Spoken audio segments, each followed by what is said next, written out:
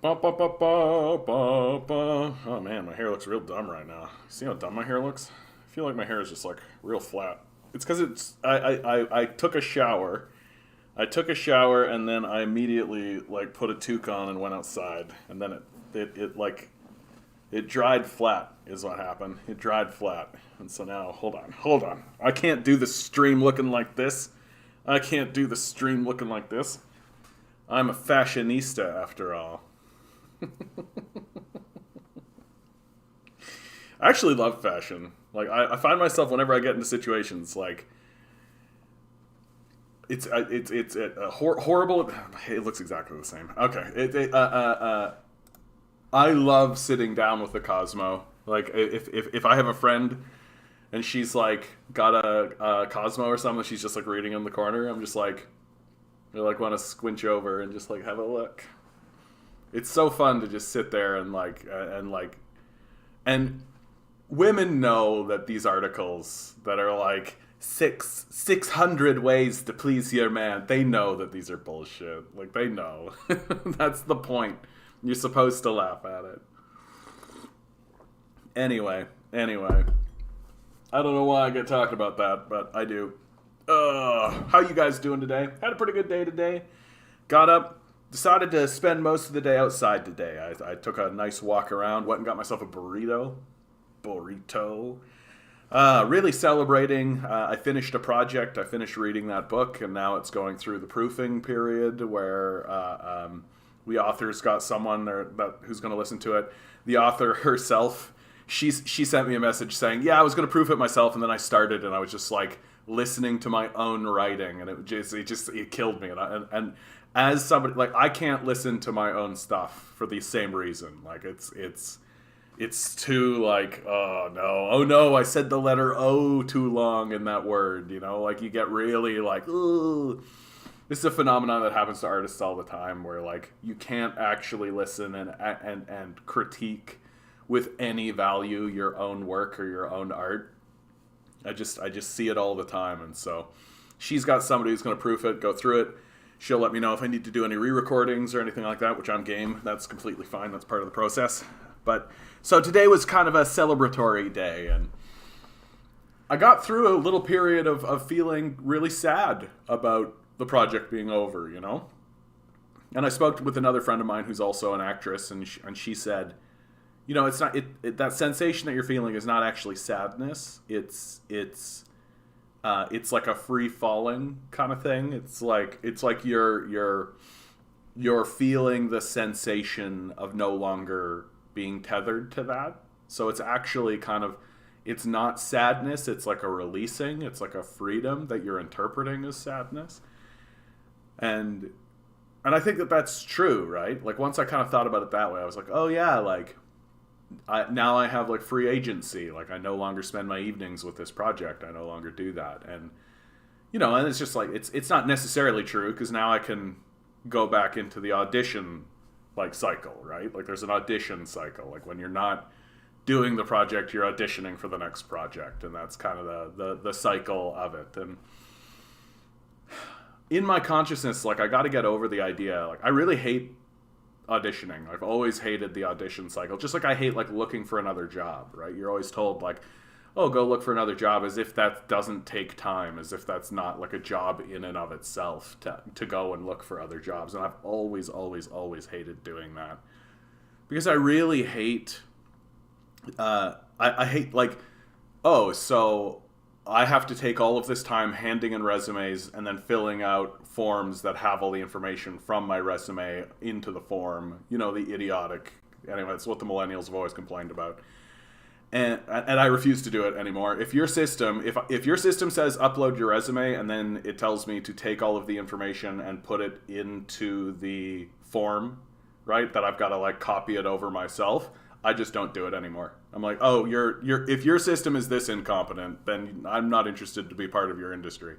And I think that should become common. Like, if you ever like hand in your resume and then they tell you to fill out a form that's basically all the information from your resume, just stop, move on.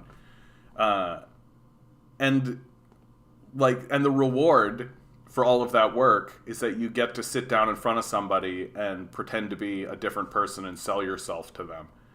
It's like, it's an exhausting procedure that's annoying mainly.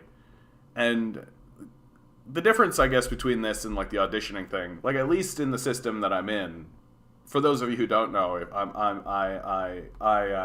I'm doing narration for novels and books and things.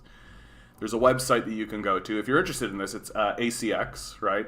People upload their stories, people upload their novels and things like this, and then they're looking for people to narrate. And so there's a system by which you can audition for them, and then you narrate their stuff. And I just finished one of these projects. And the real benefit, hey Major, how you doing, bud? Good to see you. The real benefit to this is that there's no, like, you don't ever have to sell yourself. Like, you really do just, like, read a clip or a section of their thing, and then they say, like, oh, yes, no, right? You never need to, like, stand in front of them and be like, yes, my name's John Sanderson, and boy, I really would like to be part of your project, right? It's never anything like that. And I know exactly what's going to happen. I'm going to read some stuff that people consider, like, blue or something. Like, I'm going to, like, no lie, the novel I just finished reading is like gay erotica. Like, that's what it is. I thought that it was really good. I thought it was like an exploration of abuse and an individual getting out of an abusive relationship and what that does to an individual and the difficulty of it. And I thought it had a very satisfying ending. But definitely gay erotica. Can't deny it. Can't get away from it. And I just know, like, in 10 years, I'll be like a famous political celebrity, right? As one becomes. And someone's gonna, like, pull this book or pull one of these books out and be like, this guy's a deviant. And I'm just gonna look at them and be like, yeah, get over it. Like, I don't care. Like, that's kind of my position when it comes to anything, like, sexual or sexually related, right? Just like, I don't care at all. Like, I don't, like, it does, like, whatever gets you going, like, whatever makes it happen for you. You do you, boo. You do you. And no judgment whatsoever. Like, I'm not, like, I'm willing to say, like, that's not what I'm into. But if it's what you're down for, right? Give a few lines how it sounded with your voice. What are you talking about, Zed? Give a few lines how it sounded with your voice? Like, what sounded with my voice? This is my voice. This is how I talk. Like, this is like, if I were to read anything, it'd be, remember, capitalism is working perfectly. You're supposed to be exhausted and frightened that you will lose your job and die old and homeless. It makes it easier to treat you like garbage and pay you less. If you're worrying about the rent, you're not worrying about firing all the billionaires into the sun where they belong. That's what it is. The book? I can't yet. It hasn't been released. And when it is released, I'll let you guys know. If you're interested in listening to me read through gay erotica, which, no judgment, I read it, you're listening to it, it's all fine. Hey Vince, how you doing? Have you seen the video Freedom Convoy, Centertown resident visibly shaken after talking to trucker about her mask by Ottawa citizen? I feel sad for the woman. She doesn't even know what they're... I feel sad for her. I mean... We're gonna see the rubber meet the road tomorrow, dude. The counter protest that is certainly coming is going. It's gonna hit national headlines for sure. Like, people are going to comment on it. People are gonna see what's what. And the Toronto police have already, here in Toronto police are already barricading and blockading places for the protest that's coming here. Because there's a protest in support of the, and I suspect it's actually going to do fairly well, given how it's going to tie in pretty closely with the largest protest movement that exists here in Toronto right now, which is the anti-mask movement. Like, they're dancing, she's shaking. I'm so confused what's going on with residents versus citizens. The residents are finished with it, like, from what I am seeing. Right, like the residents of Ottawa are very much like, fuck these guys. Like, this needs to end. There's a counter protest coming, and I suspect it's going to be not insignificant. Like, I suspect a good number of people are going to come to it. Just because, like, for the people of Ottawa, this isn't like an existential thing, right? This isn't an existential thing, right? This is very much like, I'm trying to go to sleep. There are truckers outside my house honking horns constantly. And that's as far as the conversation goes, as far as the people from Ottawa are concerned. Like, they can't even get into the larger conversation about, like, mandates or any of this stuff. They're literally like, stop honking your horn, bro. And that's the extent as far as the Ottawa citizens are concerned, right? And, like, yeah, you're right about this. Ford has, sided with Trudeau, but, like, Ford basically said, it's over, I've heard you, all of this kind of stuff. Yeah. You see the Olympic posts on Jen Zedong on Reddit. I don't know exactly which one you're talking about, bud, but I've seen stuff like that. Hey, Eric, how you doing, bud? Good to see you, Mocked. House of Representatives passed the America Competes Act, a bill which aims to make the U.S. more economically and technologically competitive with China. Good luck with that. No, I mean, the system of capital can't be more economic. It can't really compete with what China's doing, because what China does is it walks up to a group of people and it says, do a thing, and the people go, very well, and they do it. Whereas in America, there's got to be like an incentivization process. There's got to be a profit motive. There's got to be all kinds of like hooks and crannies and there's always some worthless capitalist off on the side that's pilfering resources away from the project. So the purpose for like the Competes Act is just as an excuse to funnel more resources into the hands of the billionaire class who will just take the money and sit on it. So like that's always the procedure. Like, it's become predictable and procedural, and the only way that the House of the only way that America could actually do anything to compete with what China is doing is to start acting like China, and they're not going to do that. Like, it's like how America got to the moon, right? They basically took what the Soviets were doing and did it. And they're not going to do that in regards to China. And so, and again, it is one of those things, like, if Biden passes something like this, well, he's probably going to lose next election. And so whatever he puts in, the Republicans are just going to dismantle. Right? This is why you can't really talk about the United States. Like, even if they were to do something that was successful, you just know, like, right around the corner, there's a group of Looney Tunes that are currently burning books, banning conversation about, like, critical race theory and all this kind of stuff. These guys are going to take control soon, right? Like, they're not going to do things that make sense and are intelligent, right? They're going to destroy the society so that they can erect, like when people say the society is collapsing into techno-feudalism, right? Those guys are like, hey, the society is collapsing into techno-feudalism. Oh yeah, great. That's what these guys think. So whatever they do, it's not going to work, because America doesn't work.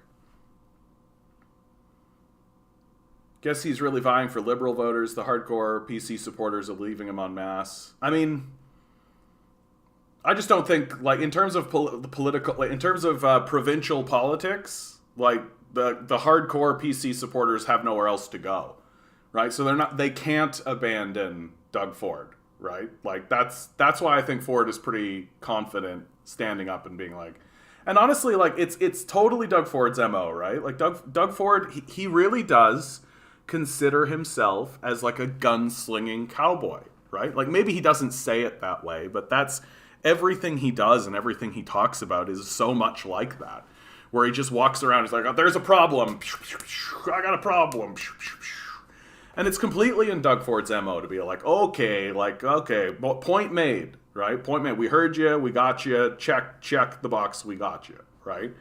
That's totally Doug Ford, right? Like, he's, honestly, man, I really do think that if Doug Ford was like a superintendent or something, he'd be great. For sure. I get why people really like him. It's just that he's not a very good governor, because he doesn't respect the way societies actually work. He doesn't respect the systems that are required to make a society function, which is why and if you don't respect those systems, then the first thing you do when you come in is gut all of them. I live in a very PC area. They're so mad at him. Yeah, I suspect so. It'll blow over. Like, again, they got nowhere else to go, right? The choice is keep voting Doug Ford or vote Liberal, probably, for them. I'm doing a lot better than yesterday. Yesterday I had my relapse. Ever since I had the vaccine once a month, I get sick where I can't really do anything. Oh my goodness, Eric, I'm so sorry to hear that. Had a bad reaction when I had the vaccine where I was paralyzed for 7 hours, 3 seizures in the time. And ever since I got a relapse of 2 or less sense. Holy cow, bud. That's a crazy story, man. I'm so sorry that that's happening to you. Yeah, the election is going to be an intense one for sure. Well, I mean, because it's an intense time, right? And I think we'll see what it all shakes out. We'll see how it all shakes out. I predict that if I were to predict it, I do think that Doug Ford, like, Ford is actually not that good on the debate stage, right? He does really well one-to-one. He does really well talking to people, right? He does pretty okay in terms of being interviewed. But when he is actually talking to, like, a fellow parliamentarian, he's being pressed, he doesn't look good, right? Like, I have seen him in the House up against Andrea Horwath, and he looks kind of like a little boy with his hand caught in the cookie jar. Like, he's not actually really good on the debate stage. And truthfully told, someone like Del Duca looks pretty good, if you ask me. And so, Horwath is just kind of a weak leader. Like, I just don't know how else to describe her. She's just kind of weak. Like, she's not actually standing up and saying bold things. Like, because she's so afraid of the boomers. She's so afraid of that boomer generation. And she doesn't quite understand that, like, this new batch of voters, this, like, Gen Z millennial group, is pretty sick of all this shit, right? Like, we're pretty much done with it. Like, I know I am. Like, I'm calling for the surrounding of the halls of power and the redrawing of our Constitution, right? Like, I'm not calling for electoral reform. I'm calling for the overthrow of the electoral system and the replacement with a new system that actually responds to the people, right? That's what I think we should do. And so, like, Andrew Horwath standing up and being like, we'll raise the minimum wage to $20 in 2026. It's like, shut up. Like, get the fuck out of here. Like, she just keeps looking weak. And so I just don't think she's going to be the one to lead the NDP to glory or anything like that.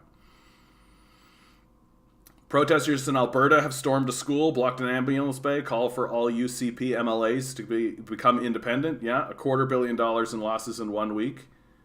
Sue to border blockade. Yeah, what's going on in Alberta is pretty nutty, man. And, like, it does show you the desperation of the right.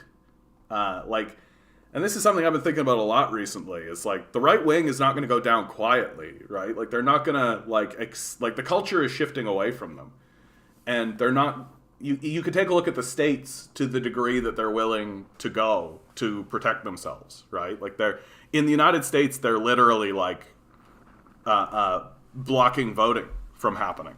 And explicitly saying out loud, yeah, if we didn't engage in voter suppression, we would never win an election. Right? Like, this is how the right wing operates. And they know that they're on the way out. And, like, they're aware of it. And so they're doing everything they can to do as much damage as they possibly can on their way out the door, right? And try to hang on to power, of course. But, like, it's very much what I've been saying about, like, why don't the billionaires actually do something about this climate change thing? It's going to affect them as well. It's going to affect their legacy and their children, too. Like, why aren't they doing anything? And I really do think it comes down to, like, well, the universe kills me, so I might as well destroy this place on my way out, right? Like, if I can't stay here and be immortal, then I might as well just destroy the place, because who gives a fuck? I'm the only thing that matters, right? And that's pretty classic right-wing behavior, in my view. Hey, Islam, how you doing? What's going on, Meta-Canada? I actually don't pay attention to Meta-Canada. They are way too far to the right for me. Like, they lose their, like, they've lost their credibility long ago. Like, that's where the real conspiracy heads live. Sometimes I duck in there just to be like, what kind of Looney Tunes shit are they talking about? But, like, it's so fucking Looney Tunes that, like, No. And they won't listen. They won't like show you. You can show them evidence and shit. Like there are some subreddits. Ontario, Canada is like this. I like Ontario, Canada because they're right wing for sure. Like but if you like pull out a piece of evidence and you're like what, they'll look at it and be like, oh, okay, right, and then you can move forward and actually have an interesting conversation, and like they'll try to like amalgamate their worldview around the evidence, clear, but everybody does that, so it's fine. But they don't reject it, right? And then they'll like adopt it and actually move forward with it. Meta Canada is literally like you show them a piece of evidence and they're like, "What are you, a liberal shill?" And then they make fun of you and throw you out the door, right? Like it's so no thanks.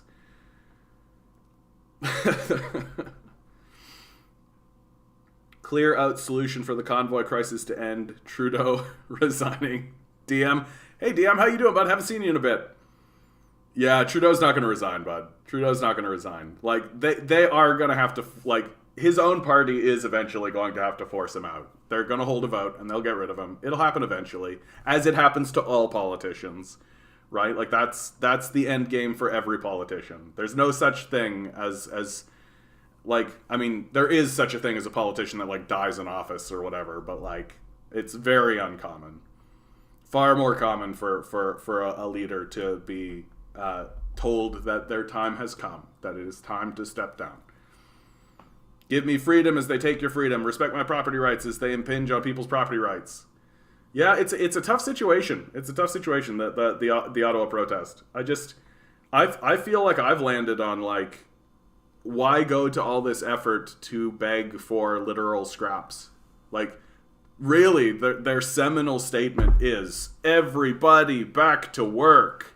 It's like, bro, like, no, like how about fuck this system? Like we should be able to, like, there are so many hysterical things that are ridiculous about this system, and that we could absolutely address, but we're just not interested in it. We're just not interested in it. Can we replace him with Jeremy Corbyn or Les Caras? Yeah. They could go to Ontario New Blue. I don't know. They're at 8% right now, so we'll see how popular they get before the debates. Yeah. Pretty unlikely that there'll be a surge in that regard. Like, it's just not how people go. Like, when a party is building, you expect to see it grow over election by election, right? Like, like, someone like Bernier is never going to be the leader of the country, but he could be the one to really build the movement so that someone else does. That's Stephen Harper. Like, that's Stephen Harper. That's Stephen Harper and Preston Manning, right? Preston Manning built the Reform Party, which then amalgamated into the Progressive Conservative Party, right? And it was Preston Manning that led the Reform movement through that period of time. And he had a strike at being the prime minister, but he never became the prime minister. But when he stepped down, right, who replaced him? Stephen Harper, right? So I think Bernier could become the Preston Manning of the PPC. But like, here in Ontario, for something like Ontario New Blue to have that trajectory, like you're looking at them needing to strike up to like 20%, 15-20% before anybody, I think, would take them seriously in that regard. So they'd have to like double their support, right? And even then they would place third, and then next election maybe, right? That's how politics works. It's very rare to see like but it does happen, but it's very rare to see just like a sudden like crank, right? It's usually more of a steady swinging kind of a thing, especially when you're building movements and building momentum, right? Where is Dimitri Lascaris? Funnily enough, I think I do. I'll find it as I go through. I have Dimitri Lascaris in an interview. So he's around. But anyway. I'm gonna get through your stuff. Yeah, the 2018s were really bad. He was really condescending. Who's he? ONDP is having their leadership review on Sunday. No, they're not. No. No way they're going to vote out Andrea Horwath right now. No way. No. Bad call. Even if she was a bad leader, it would be a bad call to vote her out right now. Like literally right before the election, you're going to put in a new face that Ontarians have never seen. Don't even give her time to build anything up. Don't even give them any time to actually like have the populace actually look at them. Bad call. Bad call. Anyone see the Doug Ford parody? Okay, DM. We're going to do the number draw, and I'm going to look that up. That's funny. Uncle Doug Ford Truckers. Here we go for today's number. It's February 4, 2022. I'm going 10 balls. for a 4. Each ball has a number. I'm doing it. Numbers 1 through 10. Metacan's just posting pictures of trucks with honk. Gotta look at that, bud. Okay, here we go. Swirl a number. Everyone's on 4. Perfect. Let's go. It's gonna be a 4. Pick a number. It's gonna be a 4. Let's go. Macht, I know you're in with a 7. Today's number is 5. 5. Right over our heads. Just like squink. Right over. Tough shit. Tough shit for us, guys. Tough shit for us. Can't win them all. Can't win them all. Especially when 3 of us pick a 4. What can you do? DM in late with a 2. Yeah. Two. Tough shit. Tough shit, guys. Take it. Take the loss. All right. Hey everybody, this is Uncle Doug here. I'm at the Freedom Convoy. I thought there was a bunch of food trucks here. I haven't seen this many people packed in one place since the classroom. I'm just trying to find the truck that's responsible for stocking the Timmies. We're in Vaughan here. I think every landscaping company is out today. Paving the way for a better Ontario. I might stop by the Big Cannoli later. I'm looking for my daughter, guys. I don't know. She's probably in one of these freaking trucks. Listen, can one of you guys bring me a beaver tail? 2 cinnamon sugars. This guy is going to bring me back a beaver tail from Ottawa. Hey buddy, do you mind if you make sure all the Timmies are packed up for me? Oh, you hear that? My smart oven just told me that I gotta pull out a cheesecake. CP24 helicopter up there. Maybe they're looking for JT. I mean, some people aren't a fan. We got the cops here. Maybe they got a couple donuts for Uncle Doug. Fine, arrest me. I had a couple already this morning. I'm redder than the top of my cherry cheesecake. The bridge is packed. I think JT misread the numbers on this one. Look at that giant lamb. That would look good on my Traeger, eh? That's another nice, beautiful truck. You think they got a mini fridge in there? You can hide for 5 days, JT, but they're gonna get you. Have fun. I'm gonna be in my cottage. Dougie's gotta take a breather. Perfect. I love it. All right.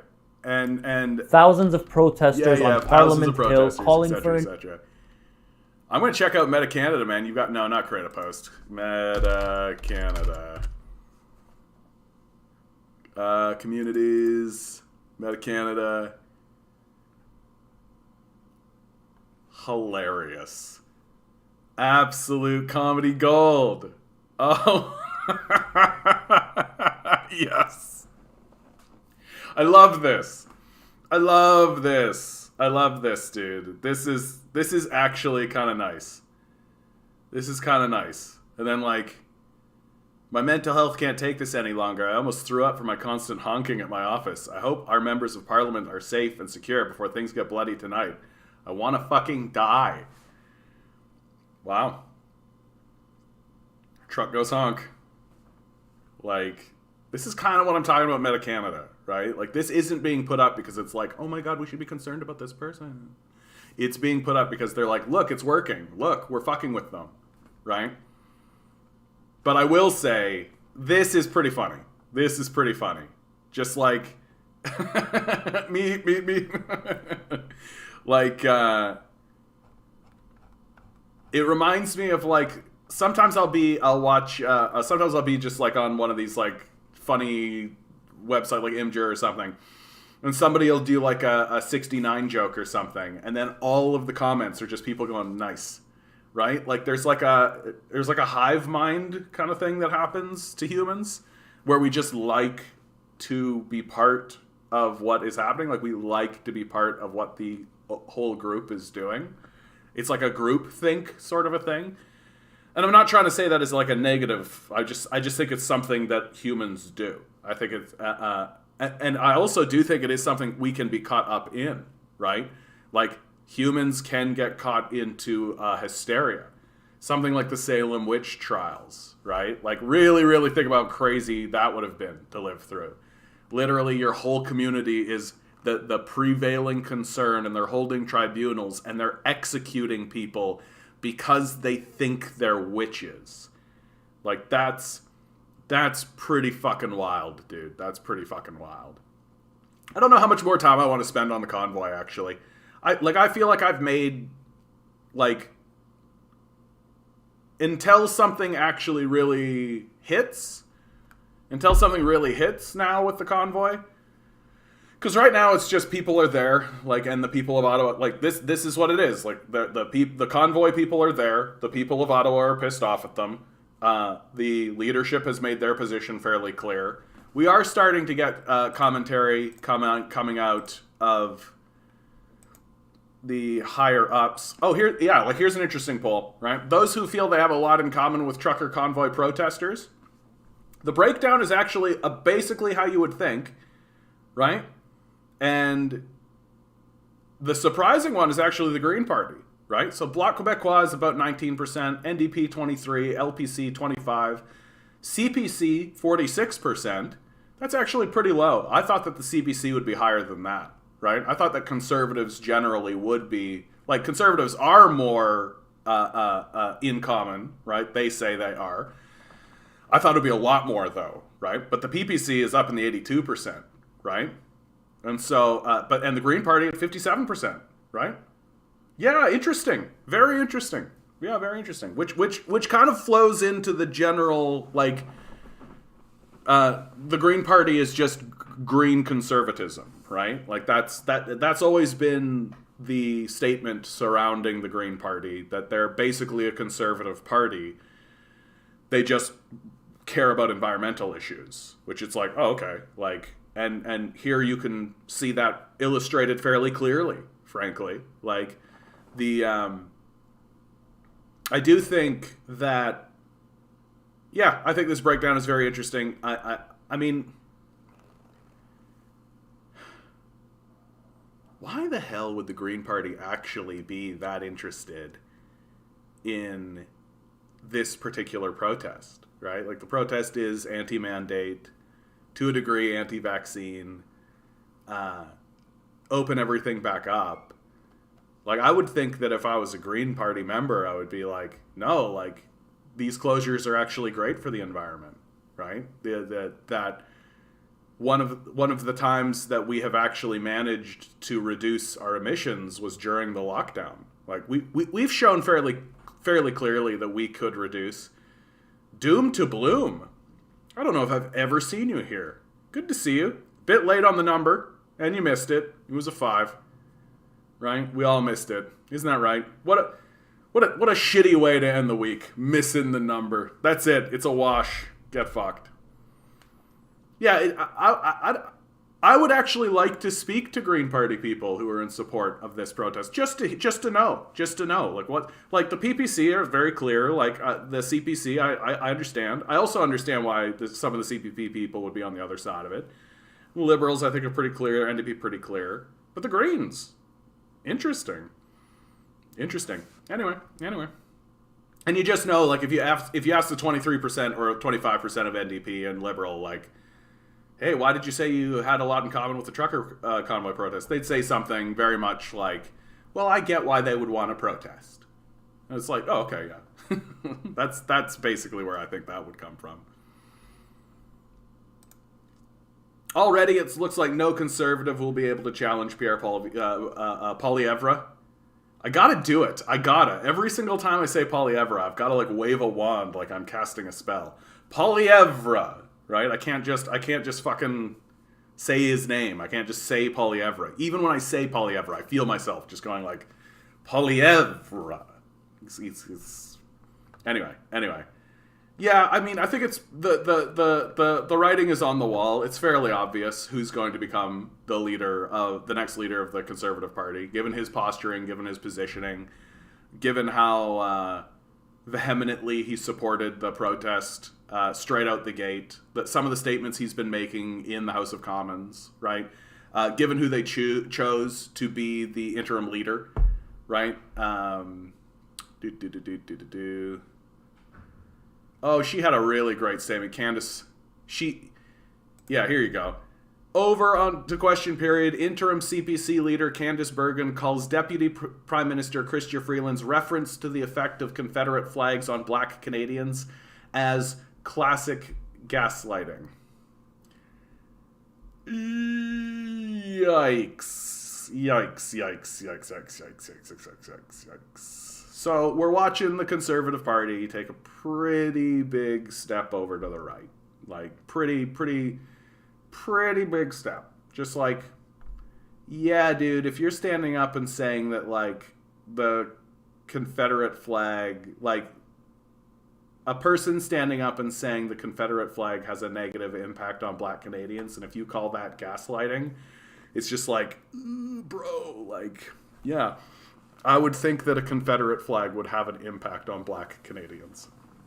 And black people generally, right? Like, the Confederate flag is a symbol of slavery. Like, literally, it is the symbol and the flag of an organization that sought to continue the enslavement of black people. Yeah. Troubling. Like, troubling. And standing up and saying that that kind of statement is gaslighting, you could only really take the position that that is gaslighting if you don't have a problem with the Confederate flag. Which... yeah. Yikes, bro. Yikes. Well, this is worth showing, right? This is Pat King, an organizer of the Ottawa occupation, right? Is this who the CPC thinks Trudeau should meet with? Trudeau, someone's going to make you catch a bullet one day. To the rest of this government, someone's going to fucking do yous in. You sons of bitches. The only way that, and I'm going to say it out loud, the only way that this is going to be solved is with bullets. And yeah, I said it. That's the only way something's going to happen. A massive revolution on a huge scale. You might want to change your name to Ishmael, or drop a bunch of change down the stairs and call yourself Chong Ching Ching Chang. Now you want to say, oh, the Indians' culture and everything. The natives' culture is a disgrace. It is, 100%. Every person who was born here in Canada, in North America, you are Indigenous. People don't realize that. If you were born of the land, you are Indigenous of the land. It's called depopulation of the Caucasian race, or the Anglo-Saxon. And that's what the goal is to depopulate the Anglo-Saxon race. Because they are the ones with the strongest bloodlines. They are the ones with the strongest bloodlines. They are the ones with the strongest bloodlines. And we'll leave it at that, because then we get into a whole different topic. But now, this year alone, I think I'm going to have a big gathering at my house just for that. And I'm going to film it. Yeah, right? Cops will get shot. Like, I think it's fair to say that, like, not everyone in the movement is defined by a man like Pat King. But it is also fair to say that a man like Pat King is one of the organizers of this movement. And it's fair to say that if you are part of a movement and you see that that's your organizer and you stay, right, that you are in effect just sort of at least going along with some of this kind of rhetoric and some of this kind of stuff. Like, pretty indefensible, pretty brutal, like pretty fucking brutal. Like, the guy is literally saying that the white Anglo-Saxons are the superior race. First Nations culture is a travesty, like that kind of thing. Like, yeah. And this is what the Conservative Party is essentially kowtowing to right now. Like, Aaron O'Toole's ouster and the vote surrounding him being removed as the leader essentially comes about because of his sort of wishy-washiness of support for this protest, right? Well, who's one of the central organizers of the protest? Pat King. David Bouchard. I'm writing penis to see if you read YouTube comments.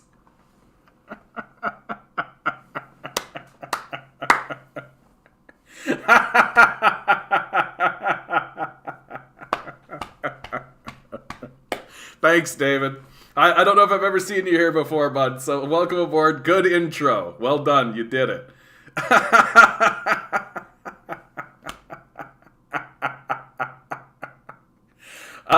That made my night. That made my... Perfect. Perfect. That's exactly how everyone should come into this chat and introduce themselves. Hey, everybody, my name's David. I'm just saying penis just to see if John reads YouTube comments. I do, David. I do. How are you doing today, bud? Good to see you. Yeah, but my heritage. It's weird seeing rebel flags in Canada. Yeah, like, that's what makes it really weird. Like, the Confederate flag being in Canada is, like, as incoherent as it gets. Like, Canada wasn't part of the Civil War. Like, we like, you'll probably find, like, movements and things like this that happened during that period of time. But, like, it's not like we fought in the Civil War. Like, that was very much an American phenomenon. So, odd. Yeah, we need a fragile white supremacy. I wouldn't be surprised if that existed, actually. Let's see. Does that exist? Oh, by the way, Facebook loses $230 billion in value. Just goes to show you, man, like, the way we destroy a lot of this stuff is to stop participating in it. Just stop participating in it, right? That's what's going to destroy Facebook. That's what's going to destroy Mark Zuckerberg. Just stop participating. Like, literally. Don't go on Facebook. Stop it, right? I did it because some YouTubers read their Discord read their Discord during their streams. I mean, I have a Discord. If somebody tells me they put something in the Discord, I'll put it in there. But I generally find news and all that kind of stuff.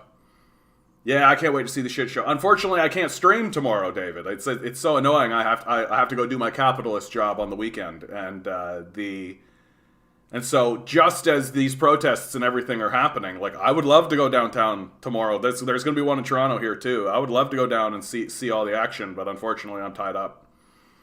But yeah, it's going to be something, and I actually think the one to pay attention to, David, is the counter protest in Ottawa. That the citizens are planning a counter protest. We'll see how big it gets. I suspect it's going to be quite a thing because the people of Ottawa themselves, like, they aren't dealing with, like, the philosophical nature of this. Like, they really are just like honk. Horns are honking. I am tired of it. Fuck these horns. That's where they're at. So I suspect there'll be a lot of people that come out. What was it that I wanted to search? I wanted to search something. Let's go to Reddit. Search. Oh, yeah. It was... Come on. It was, like, right in front of my face. What the hell? There it is. Fragile white supremacy. Dang it. I mean, there's got to be something like that, though. Like, fragile whiteness, like, because there's no one more fragile than, like, white supremacists. They're, like, so... The fact that they started calling everybody else snowflakes is like, okay, bud, like, we know who the real snowflake is here. Like, you're worried because there's slightly less white people around. Like, come on. Like, it doesn't get more snowflakey than this.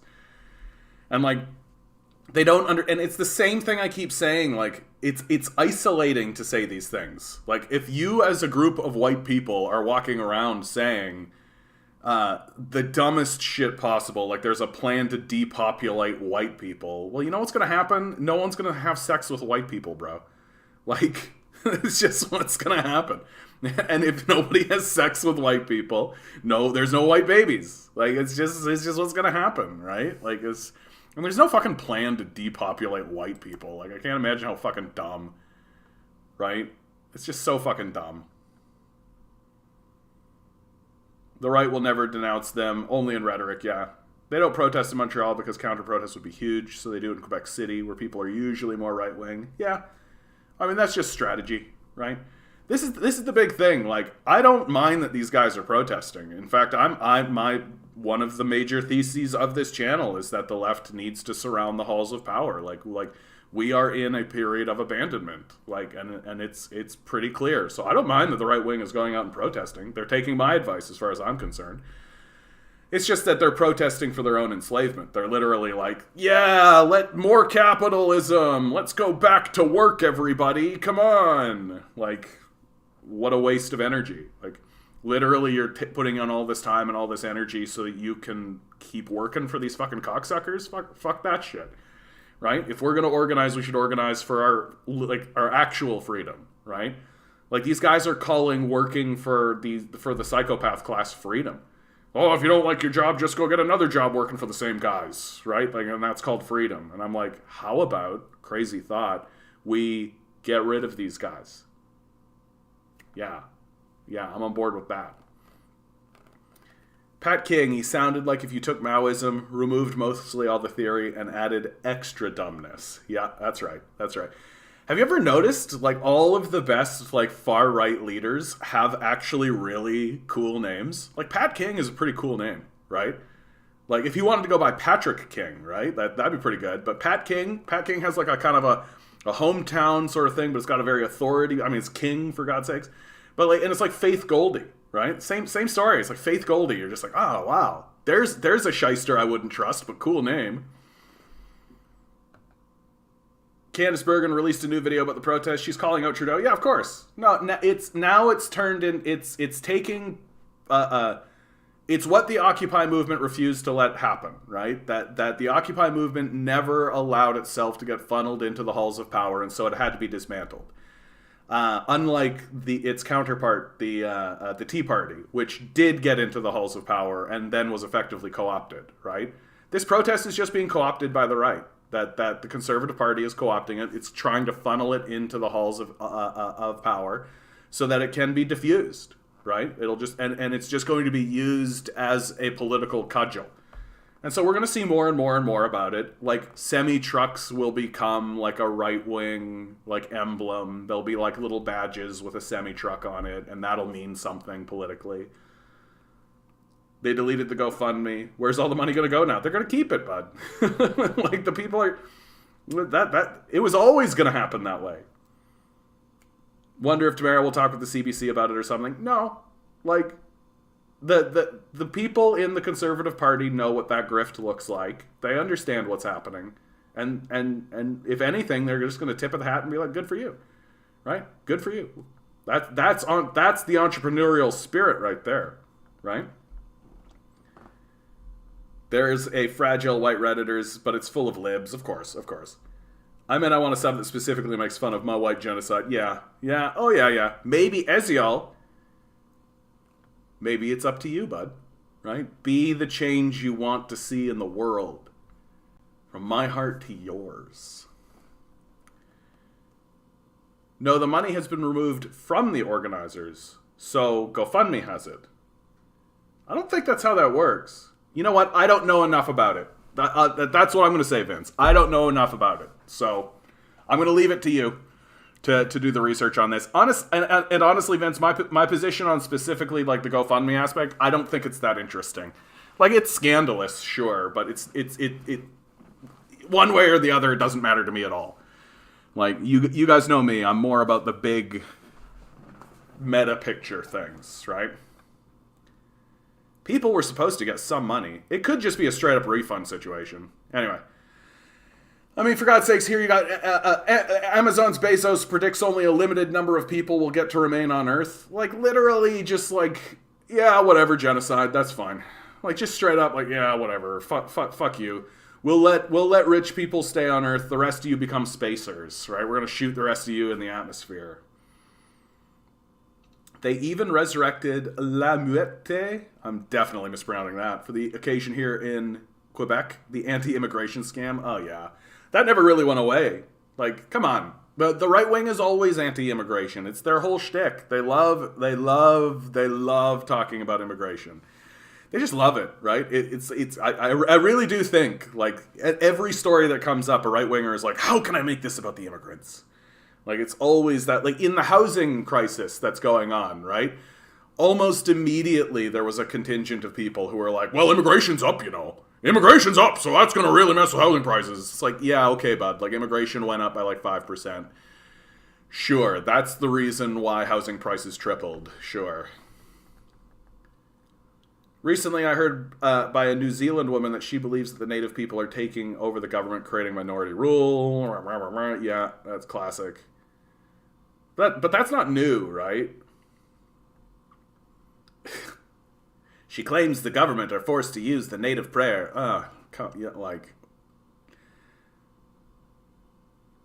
The funds have supposedly been frozen. I think GoFundMe has some splaining to do. Yeah, that's probably right, Harry.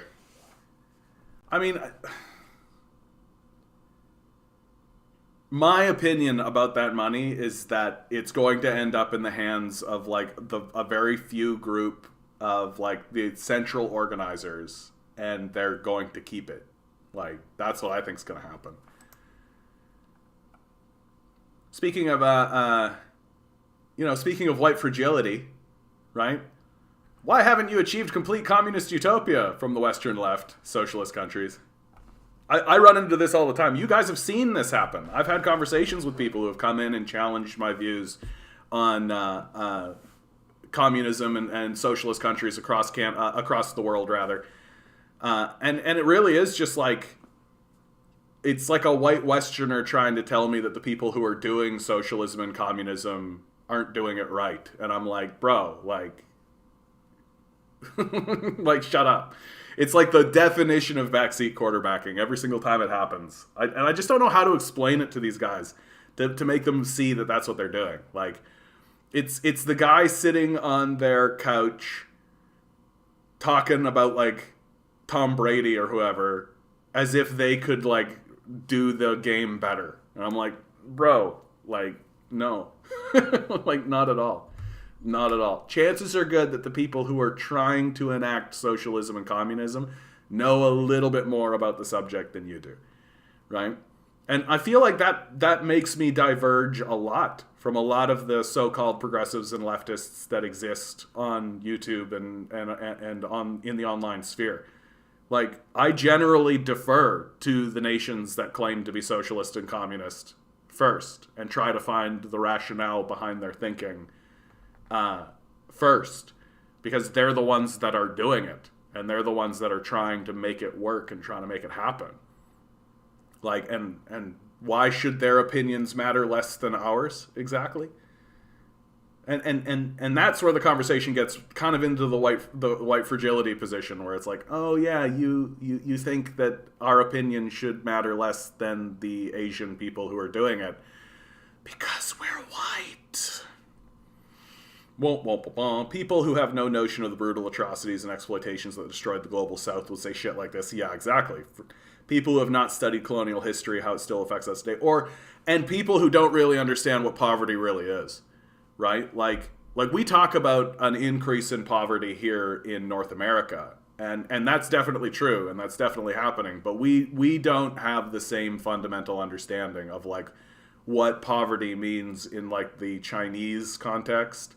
Like, we don't have, we just don't know what we're talking about in like very serious and significant ways. Like, even someone like me who is making that statement, I have no idea what actual poverty looks like. Like, you're talking about a grinding, like, base subsistence style existence where you have literally nothing. Like, literally nothing.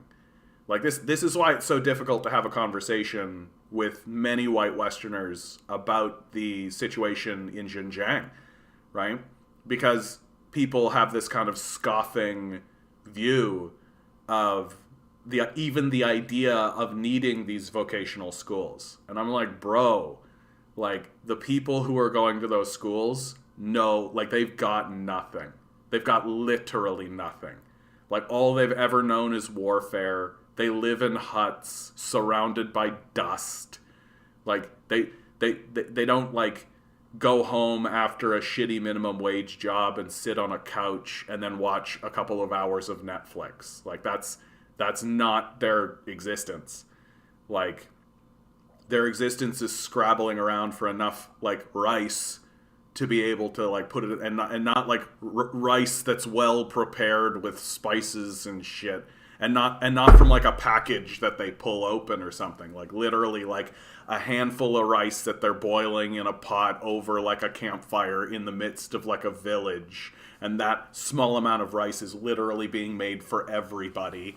And then everybody gets like their little fucking handful of rice, and then once they eat that, they continue to sit down and look at the sky. Like, and that's their life. Like, that's their thing, right? Yeah. If under these conditions, if a school were to pop up and be like, "Hey, we'll teach you the local language and maybe and give you some basic skills and stuff like that. What do you think?"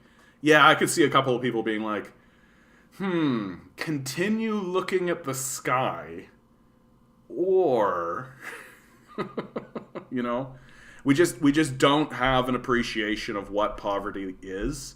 That's why I think like camping is so important, right? Disconnect from this existence. Like disconnect from what you're doing on the regular. Go out into the wilderness for a period of time. Take like a week or two, right? And really put in your mind, right? Like this is how people live. Like this like sleep on the ground for a while. Like really. Sleep on the ground for a while. I just think people get too used to their comfortable beds and assume that the comfortable bed is exactly what life is for all people. I'm just like, bro, like, sleep on the ground for a bit. See what you think. People sitting on a couch talking about what Tom Brady should do, not understanding football or what a Tom Brady is. Yeah. He should throw the ball better. He's trying to go that way, right? Yeah, people who have not studied colonial history, how it still affects us today, yeah. Or the people who are just like, that was so long ago. Now, if you'll excuse me, I gotta burn this mouse book. I agree with you that Poilievre has a good chance to get the Conservative leadership. The worst part is that with a French-sounding leader, people in Quebec will vote for them because they hate Trudeau. Trudeau is very mixed. Anytime there's polling, he's very 50-50. You either like this guy or you don't, right? It seems to me... I think the Conservatives have actually capped out. Like I don't see the populists swinging their direction, especially if they move to the right. Like I really do think that like the deep misfortune about what's going on in today's politics is that the leader of the NDP, in the eyes of many, many, many Canadians, is unelectable because he has a turban on. Like, that's the great irony, is that everyone's like, oh, the Conservatives are too racist, and I mean, Justin Trudeau with the blackface, I guess. And then they turn over to the left and they're like, what's with the turban? Like, what's with this guy, right? So, like, we have a good deal of racism here in Canada, and it's that kind of latent, you know, underpinning kind of a racism. Like, I really do think in the last election, if Jagmeet Singh had been like a 22-year-old kid named Jason Singer from Brampton, everybody would have been like, wow, look at this. Yeah, what do you think about that? Yeah, okay. Like, I really do think that like the only reason the NDP is not gaining more traction is because people look over and are like, well, turban, big beard, I don't know about that, right? So it's just like, and the last election really showed it, that like people are really stuck in, like people don't know where to go, people don't know who to turn to, so whoever they voted for in 2 elections ago, they just went, okay, I'm just gonna keep things as they are, right? And no one's actually commenting or stating how odd that is. It's unusual to see that. Usually Canadians do move. Usually, election by election, there is change, right? Not last election. Last election, it was very, very much just keep things as they are right now. This is fine. Very, very unusual. Very unusual. This is an I saw this on RT television, RT America. China joins Russia, no NATO expansion.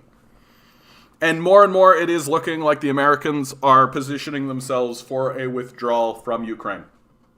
That they moved forward into Ukraine, not really realizing what they were doing, I think. That people will look at the Ukrainian crisis as an American blunder in the end of the day. And not an American expansion. Like, I don't think the Americans were looking at it as if it was like, we got to muscle our way, like they've done throughout South America, right? Like, or the Middle East, right? I really think they looked at Ukraine as like, oh, here is an independent nation within Europe. NATO is within Europe. Why do we not move forward with Ukraine to get them into NATO? All of this seems reasonable. Totally, completely certain, right? Meanwhile, Russia's sitting there being like, oh, NATO, the organization that was built in order to destroy the Soviet Union and did so successfully, wants to take over a country that shares a border with Russia. No. And I think that's pretty fucking reasonable. Like, yeah, the Cold War organization that was designed to destroy my country, no thanks. And it's created like a pretty major conflict, and it really is like, the more I learn about it, the more I really do see the United States not being like, and then we'll take over Ukraine and we'll go and take out Putin and challenge the Russians and show our... none of that. I really do think it is like, hey, this is blue and this country here is not blue. Russia won't be blue because Russia is Russia, but Europe is blue. And this is in Europe and this is in blue. This should be blue. That's really it. Like, really. And I think they were like, okay, we'll make Ukraine blue, and oh no! Like, really. And I think they're starting to see how they've stepped in it. They're starting to see how badly they've fucked this up. You got Russia and China now basically being like, no NATO expansion. You've got pretty significant forces within Ukraine itself being like, God, why are you here? And I really do think you're going to see an American withdrawal from Ukraine, which is a NATO withdrawal from Ukraine. And honestly, I think that that's good for everybody. Like, Ukraine should be a buffer state.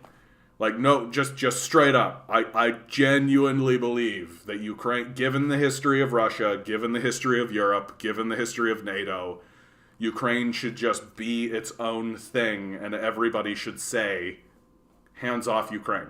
Like, Ukraine can trade with who it wants, it can do what it wants, but, like, literally, don't fuck with this place.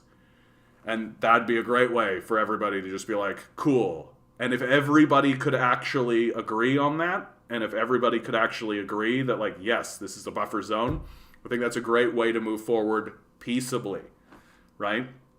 That China, Russia, America, right, these forces are butting heads with one another. And there needs to be a moment where all of the forces can come to the table and say, we agree and are willing to work together for peace. And this is the moment, right? Everybody just says, hands off Ukraine. And that's just like a great way for all of these giant nuclear forces to say, cool. And just take a breath, take a breather. And then maybe they can say to one another, hey, can we stop building nukes? Hey, you're Ronald Reagan, who you all really love. He was actually disarming nukes with us. Can we go back to that? Right? Putin keeps bringing it up. Xi Jinping has brought it up now. Right? Like, why are we building nukes? I think all the Ukraine situation is a flex by Putin because he's losing popularity really fast in Russia. I think that's part of it. I do think that that's definitely part of it, David. Alistair Wheeler. Alistair Wheeler. Good to see you, bud. Alistair is my cousin. I'm outing you, Alistair. You're my cousin.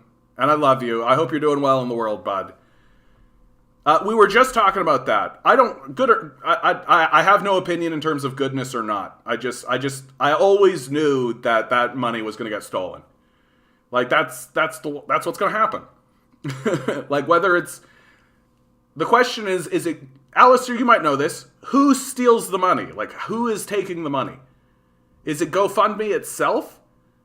Or is it the leadership taking the money? Anyway, bud, good to see you. Glad you popped in. Meanwhile, the U.S. is strengthening their forces around China. Just today, I found out the U.S. doubled their forces last year in Taiwan. Yeah, which is stupid.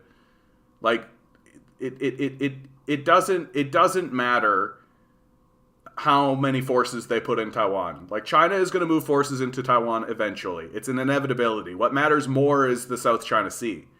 That's what matters more. Meanwhile, the Taiwan guy was trying to argue with me that there was no U.S. base in Taiwan. China's an imperial power bullying other countries. Yeah, well, Taiwan's not a country. It never declared its independence. By any estimation, Taiwan has always been a part of China, and it literally is like the conflict that was occurring under Mao is still ongoing, and that the U.S. imperial powers are preventing that conflict from resolving itself. Taiwan never declared its independence. As far as anyone reasonable is concerned, the conversation, or if you prefer conflict, that is happening between mainland China and Taiwan, like, it should have been resolved under Mao. It's the Americans who have always prevented it from being resolved. Like, that's the historical truth. If Taiwan wants to be a country, it can declare its own independence. Like, that, there's a process to do that. There's an internationally recognized process to do that, right?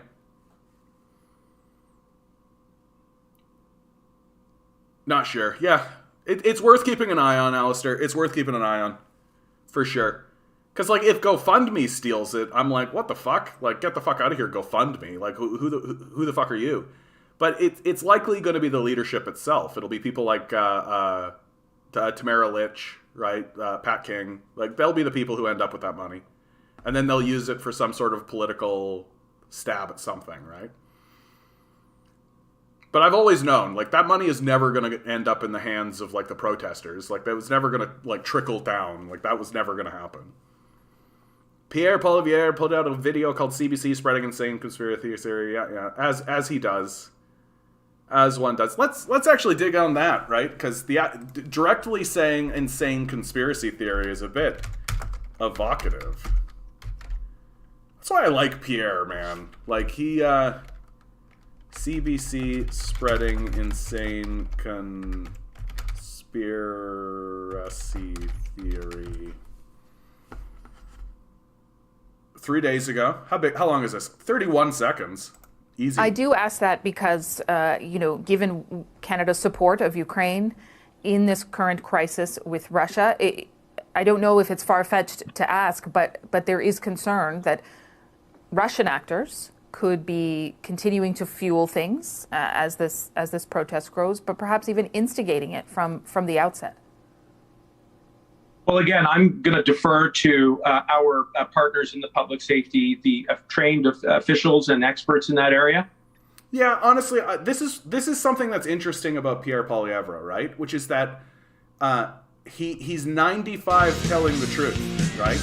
That's what makes him so good at what he does, right? He tells the truth 95% of the time, and it's only in the last like 30 seconds that you talk to the guy that he turns he twists the knife. Like, what's he fundamentally saying here? He's saying I do ask that this question that CBC is asking is there Russian involvement, and the inference is there Russian involvement in these right-wing protests, right? Yeah, it's worth talk. Like, that's what the Democrats have been saying for years now, right? Russiagate, all of that, which is just a crazy conspiracy theory, right? And I think Pierre Poilievre is completely correct. to stand up and say, this should not become part of our discourse. Like, unless you've got like a heavy piece of evidence, unless you've got a source document, unless you've got something serious, like, don't start to infect our discourse with this. And I think that's fair to say, right? I do. And again, like, this in my view is what has always made Pierre Poilievre very strong and very threatening, is that 95% of the time he's telling the truth. He just builds up his case, and then right at the end tips it into neoliberalism. That's not really interesting. Oh yeah, here you go. The lawlessness must end. Ottawa police chief moving officers in to end demonstration. Right, so that it's beginning to happen. Police chief says the hatred, the violence, the illegal acts that residents and businesses have endured over the last week is unacceptable in any circumstance. Right, residents are frustrated, they're angry, and they have every right to be. This is why I'm saying I think the protest movement that's going to happen on Saturday, the counter-protest movement, is going to be a lot bigger than people think. If Putin is gone, China would most likely lose Russia as an ally. Some neolib like Navalny would take over.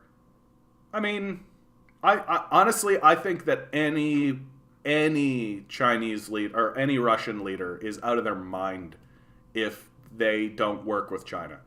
Like, I really do think that you'd have to be like, I'm talking like a crazed, like Nero level fiddling while the place was burning down kind of insanity. Like, we're like that's it's just nuts to think that there's ever going to be a country or ever a leader in Russia that whose position is anti-China. It's crazy to think about. Like, it'd be on the same scale as like electing leadership here in Canada that was like explicitly anti-American. Like, it's just not going to happen. Like, even someone like me who's like, this whole place is crazy, what we're doing is nuts and all that kind of stuff, I'm still like, yeah, but we should like trade with them and not go to war with them, right? Like, we should be nice about it. I just don't think that man, I'm getting a lot of new people in. First you, David, then Sean. I've got some other people who came in yesterday. Good to see you, Sean Lichty. Sean, good to see you. Hope you're here to participate, bud. Glad to see it. I'll get to your comment. That's amazing. That's amazing, guys. This thing is fucking working. Holy shit, guys. I think this channel might actually work out. Holy goddamn fucking shit. Maybe I should stop swearing so much. Motherfucker. He claims Taiwan did declare... No, Taiwan never declared its independence in 1956. That's embarrassing. This is what he claims about Taiwan independence. Why you say government is directly elected by local citizens, has more than half the votes, is a proto-fascist puppet government? No, I mean, like, obviously they have their own government that they elect. Like, but I mean, they've never declared their independence. Look, the UN says that Taiwan is part of China, right? The history of Taiwan is the history of China. Like, it's obviously part of China. Like, it's obvious. And eventually China will have enough naval power in the South China Sea that they'll just be able to pop a force over into Taiwan. And it really will be up to the Taiwanese as to whether or not they want to fight a war of independence, right? But, like, I am more or less of the opinion that if the Taiwanese wanted their independence, they would fucking vote for it and declare their independence. But the reality is that Taiwan benefits from its relationship with China, right? Like, if China were to become independent, it would be a significant step down for it. Like, it wants to be part of China. It's benefiting pretty significantly from being part of China. This whole propaganda narrative surrounding Taiwan is obviously Imperial America trying to assert itself in the South China Sea, trying to assert itself in places it doesn't belong. Taiwan never belonged to PR China. According to the 1951 San Francisco Peace Treaty, Japan gave up Taiwan, but both Chinas did not join the treaty, so Taiwan has been free since... That's not how it works. It's literally not how international politics works. Who cares what Japan thinks? Like, who cares what Japan thinks? Straight up. I really don't know much anything about Asian politics, especially at that time. Look, the international ruling bodies, the United Nations, right? Like the CIA, the FBI, the United States State Department, right? Like all of them admit that Taiwan is part of China. No, there literally is no organized international body that is saying that is not the case. The propaganda is one thing, right? Because they want the people to go along with a war in the South China Sea. But like the truth is that Taiwan has never declared its independence. If it had have declared its independence, you would be able to find that out very easily. When a country declares its independence, it's an important moment in its history, right? When a country declares its independence, that's important. People don't ignore it.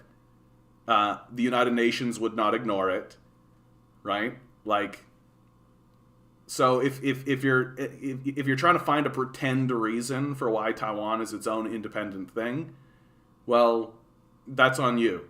That's your deal. For the rest of us who actually pay attention to international political politics, if countries want to be independent, they have to declare it, right? Like that's true of the United States. That's true of Canada. That's true of literally all the Soviet states. Ukraine declared its independence. Ukraine didn't just become independent, right? Like you declare your independence. And Taiwan has never done that. And there's a reason why it's never done that, because it benefits from its relationship with China. And the reason why the United States wants to keep this farce going, and it is a farce, the reason why it wants to keep this farce going is so that it can continue having military forces in Taiwan and continue its military expansionism. That's all it's ever done, right? Like this Taiwanese situation would have been resolved under Mao if it hadn't have been for the American military at the time, right? Mao wanted to take Taiwan. The only reason he couldn't take Taiwan is because the American military intervened, right? And Mao tried on several occasions. But it's actually quite difficult to launch an assault onto someone else's shore, onto a shore, right? And so what do you have? You have the Chinese ruling class, right? The monarchy, essentially, right? Which ruled from Taiwan. Like this is what makes the people who are saying that Taiwan is independent so stupid, right? Literally the rulers of China for like 100 years and more lived in Taiwan. That Taiwan was ruled, or Taiwan was where the ruling class of China lived, right? All of the peasants revolted, took over mainland China, attempted to go overthrow the royalty completely, which is a symbolic act, right? They weren't able to. Why? Because a foreign body refused to allow them to do so, right? Got in the way. And so essentially, mainland China, the peasants, have been organizing themselves, ignoring the demands of the rulers, the Taiwanese, right? And haven't been able to just go in and overthrow them in the symbolic gesture because of the Americans ever since. That's the narrative, right? The idea that Taiwan is its own independent country is fucking stupid. It's literally where the kings of China ruled from. Like, you've got to actually be stupid to think that Taiwan is independent in its own country. Like, you really do. If it wants to be its own independent nation, it can do what every other independent nation has ever done and declare it. It doesn't just, like, get bestowed. Oh, the Japanese left, and so that meant it's... No, that's literally not how it works. And if you think that's how it works, then it's time to sit down and listen to people who know what they're fucking talking about. Like, Jesus fucking Christ. You declare your independence. It is a document. You stand up with it. It becomes internationally recognized. This event has not occurred. The United Nations has never said it has occurred. Everyone in the international community, America included, says that Taiwan is part of China. The only reason this propaganda narrative has been perpetrated into the populace is so that when the United States military does something fucked up in Taiwan to the Chinese, the American citizens will go along with it. And it's working. It's completely working. Right? Like, most people want us to boycott the Olympics, for example. Right? Like, that's a majority position here in Canada and the United States. So, like, it's as stupid as it can be. Like, we're incredibly stupid with this kind of dumb bullshit. Ugh. I'm so sick and tired of this Taiwan thing, because what's going to happen is that eventually the Chinese are going to gain enough naval power within the South China Sea to push the Americans out. And then they're just going to send a boat over, a delegation, and they'll just be like, here we are on Chinese soil. Hello, fellow Chinese citizens. And the Taiwanese government will be like, yes, hello, fellow Chinese citizens. And they'll bow, and there'll be pictures, and they'll release a statement. And the Americans will lose their mind, and everyone will ignore them. That's what's going to happen. Like, it should have happened under Mao. And then, of course, for like decades after that, everybody, just like with Tibet, everyone will be like, free Taiwan, free Tibet. Yeah, they should return to feudal theocracy. Like, it's so fucking stupid. So fucking stupid. I wonder what is Maxime Bernier doing. We haven't seen it during this whole Flu Trucks clan thing. I think he's doing a lot of behind the scenes work. Like, he's in the mix. Fellow Canuck here. Cheers. Good to see you, Sean. What a pleasant greeting. I read an article from Breach Media, good source, about how the left can learn from the populist right in organizing, and how we need to meet people where they are at more. Thoughts? I completely agree with that. That what we really need to be doing is building class consciousness. It's too easy to get broken into, let's use the protest as the clearest example. What was the primary statement that came out of the liberals right away? Look at the Confederate flags. Look at the Nazi flags. Look, they're a far-right racist party. Oh my God, right? First thing they did. Well, okay, you can agree with that if you like, right? And you can go along with that narrative that says, oh, I saw one Nazi flag and so the whole movement is besmirched.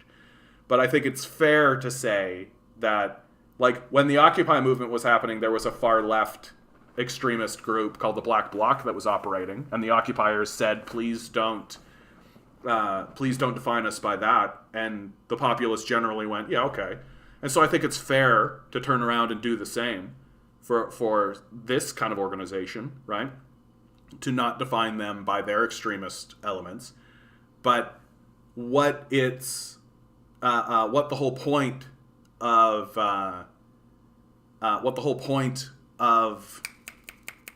doing that is to deflect from the class politics. This is what liberals are expert at. They excel at finding the narrative that deflects from the class politics. That you can't address these people as workers, as rulers, right? You've got to pretend as though they're or really heighten or highlight the divides along race and gender and other things. So the thing that I think we need to learn the most is to have the conversation along class lines, because it's what the ruling class can never do and doesn't want us to do ever. And that means we are going to have to organize with people on the right. It is an inevitability that is going to happen, because as long as we allow the identity politics to get in our way, then the ruling class wins. It's a way to divide us. And yeah, we do need to learn from the populist right. And a lot of it really just does come to, the left has a real bad case of moral purity, right? Like, that's what I've come to call it. That we find the one thing that we disagree with someone, and then we throw the whole thing out. I see that. This is actually getting into something I wanted to talk about bibbidi bobbidi boo. No, not this. About Jimmy Dore, right? I don't agree with everything Jimmy Dore says. I actually think that his dive down the COVID thing is a bit odd, frankly. But Jimmy Dore is an anti-imperialist, anti-war commentator who acknowledges that his country has been taken over by corporate power. That already makes him an ally, right? He's already seeing things in terms of their class dynamics. Is he an expert in that? No, right? He's never really read any, like, he hasn't read the Communist Manifesto, hasn't read the works of Marx, any of that kind of stuff. But he sees it, right? He sees it, and he acknowledges it, and he's against it, right? And so you can look at his other views, right, his kind of other stuff, and be like, that's kind of a bit kooky. That's fine. That's fine. But the left has a really bad case of looking like someone like Dore, and I bring Dore up because he's the most controversial person, I think, to talk about this with. And the left would not organize with Dore. The Dore would organize with us, though, right? That's the difference. That, like, if we invited Jimmy Dore somewhere, he'd come. But if Jimmy Dore invited us somewhere, we wouldn't go, right? And that's the moral purity that I'm talking about. That we see our allies, anti-imperialists, right? Pro-workers who understand the class dynamics and understand who is in charge of this country, right? And we push them away. Why? Because they got kind of kooky views on COVID, right? Or like an old school way of thinking about like sexuality or something, you know? So, and this is exactly what I'm talking about when it comes time for us to understand the difference between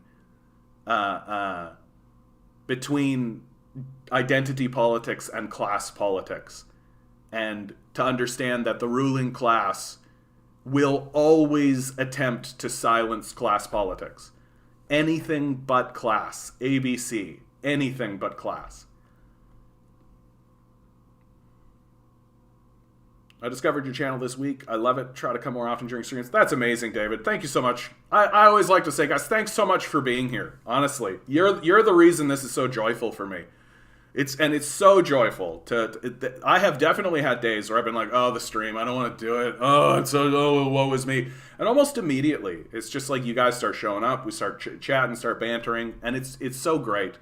It's so great that you guys are here. It's so nice to know that I don't live in isolation. It's so nice that new people are showing up, expressing their views, coming together in solidarity, right? It's so beautiful every time. Mario Benavides? I'm so sorry that I'm definitely falling all over that name. Your views on China and Taiwan are hysterical. Weird, dude. Like, sorry you don't like the truth, man. Like, sorry you think that Taiwan is an independent nation when it's never declared its independence. Like, you do me a favor, bud. You go find where Taiwan has declared its independence. You come back around. It's kind of odd that you think serious issues are hysterical.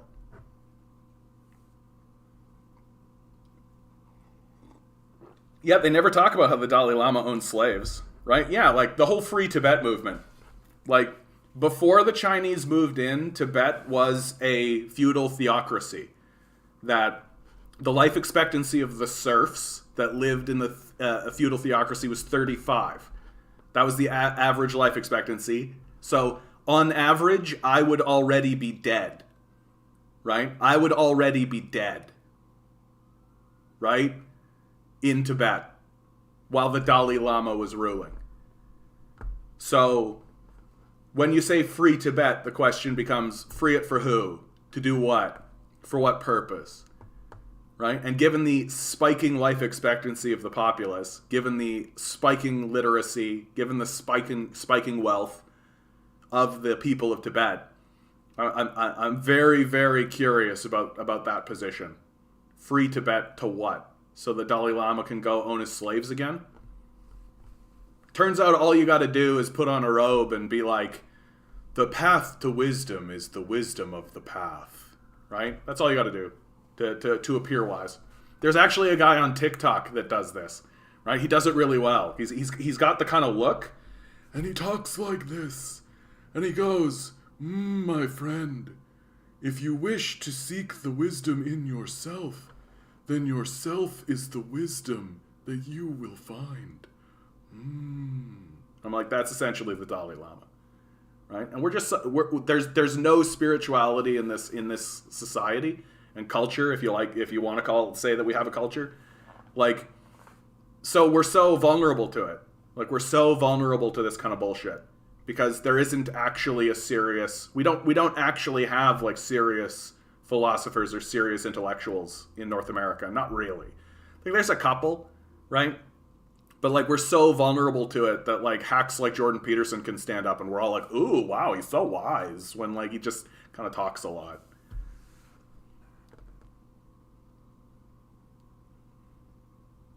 Yeah. Oh, see, what am I talking about? I said Jimmy Dore and everybody's losing their minds, right? And that's the reason I wanted to use Jimmy Dore, because I think he's absolutely perfect for us to have this conversation. Jimmy Dore just picked up the right-wing framing that this isn't capitalism, it's just crony capitalism. Yeah, don't fall for the trap. That's a fair thing to say. I do think that's a fair thing to say. I think that comes from his illiteracy. I'm not trying to say that dismissively. I just think he's never actually read any of the communist stuff, right? He's never read the Communist Manifesto. He's never done that, right? So if we were to approach Jimmy Dore, but I also do think that we could approach him and be like, okay, like there's actually a whole theory that like this, like it's not crony capitalism. Like this is what capitalism does, right? And that we could engage him in that conversation. Oh, sorry. And Jimmy Dore is of that generation that went through the whole like reefer madness, anti-communist stuff. So I'm not saying it would be an easy road, but I do think there's a reason he's doing that, right? And so our position is that it's a trap because we've read, right? We've read the Communist Manifesto. We've read Marx. We have an understanding that it's not crony capitalism, but that it is what capitalism actually is and what it does. Jimmy Dore doesn't. PPC members haven't. It's good enough that they're saying something's gone wrong. And if we simply reject them because of them saying this is crony capitalism, then we'll never be able to actually lead them and convince them that no, this is what capitalism does. Right? So they are also in isolation, right? They are also struggling and dealing with it, right? It's good enough that he's an anti-imperialist who understands that his country's been taken over by corporations. If he's calling it crony capitalism, he's doing so because he hasn't gotten into the literature that we've gotten into. But he's never going to do that if we drop a line and say we can't communicate or organize with him because he's calling it crony capitalism or for whatever. That's exactly the moral purity that I'm talking about. Right? And truth be told, even if he reads it and rejects all of that literature, right, and still calls it crony capitalism and still does all that kind of stuff, well, I don't give a fuck. Is he showing up? When we go to surround the halls of power, is he showing up? That's what I care about. That's what you should care about. Right? I don't care if when we surround the halls of power, there's dudes in there being like, oh yeah, get rid of this crony capitalism. Okay. Yeah, let's get rid of that crony capitalism, bro. Whatever you say. Right? And it's our job to remain firm with what we know to be the truth extend the hand in peace, try to reach out to other factions and other groups, try to build our own faction and grow in strength in that way, attempt to be convincing.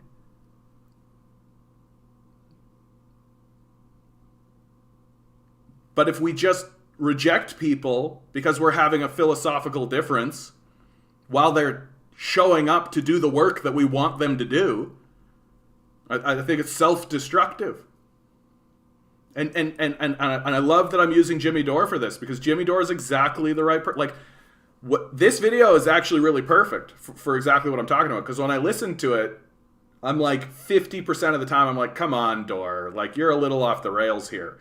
But that 50%, hey Dore, you're a little off the rails, is a lot of small scale ancillary stuff that's like over here. On the shit that really matters, the shit that really fucking matters, Dore is right. Good enough. Good enough. We don't need to create enemies. Right? We have serious enemies. We don't need to go around creating more. And if anything, I would love to have a conversation with Dore about this very thing that we're talking about. I would love to have that conversation, and it's never going to happen if we alienate. Right? If all we're doing is alienating people, then we can never actually talk to them genuinely and attempt to persuade them. And the left is rife with it, man. The left is rife with this alienation, right? And I've seen it.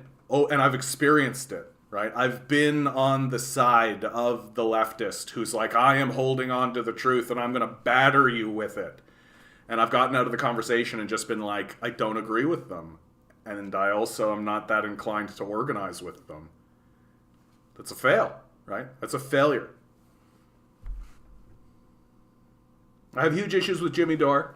Yeah, he's fallen for the crony capitalism dialogue. Yeah, I just went through that. There's even a video demonstrating how much deception Johnny Dore creates and just caters to right-wingers. I think the narrative surrounding that is, like, Jimmy Dore is still running a business, and that's the truth, right? And I have seen some of that kind of stuff, and I am more or less of the opinion that it is easy to create that narrative of anyone you want to create that narrative of. You can always say, like, someone could make a video about me and be like, look how he manipulates people. Look at the manipulation of his base and all of this kind of stuff, right? Like, and it always falls into the same category, which is that Jimmy Dore is just a man, right? I find myself saying this a lot, right? I say this about, like, I've said this about Xi Jinping. I've said this about Stalin. I've said this about lots of people. Like, these figures, and it's exactly the same true with Jimmy Dore. They're just a human being who has been elevated into a position that no human being should be elevated into. There is absolutely no way that any of these figures could actually ascend to the scale of acceptability that we would have of them. And Dore is completely included in that. Right? He's just a dude, right? It's a real testament to his conviction that he has gotten to the position that he has gotten into, right? Like he hasn't ascended to where he is at because someone gave him a lot of money. He's not like a Tucker Carlson, right? He's not like somebody who like bankrolled his ascension because he was telling the narrative that they wanted to hear. This guy's a fucking nightclub comedian that just kind of kept doing it, right? And built his base and moved forward with it. Like, it's actually astounding that he's in the conversation at all, given the person he is and his life's journey, right? And I just refuse to discredit it because he's got kind of like, because he's trying to cater to right wing. Why shouldn't he? Honestly, like, I am saying this as a leftist communist. Give me one reason why it is wrong for any commentator, Jimmy Dore in this case, to cater to the right wing. So,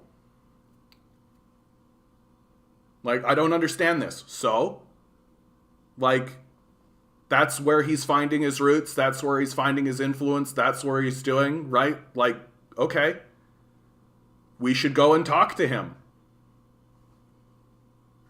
Like, and I don't see having a disagreement with people, especially on the small scale issues that we're talking about, as being a negative, right? That's how diplomacy and conversation and politics and camaraderie actually work, right? That you have these disagreements, you understand each other's disagreements, right? And you persuade one another and change one another and shift one another, right?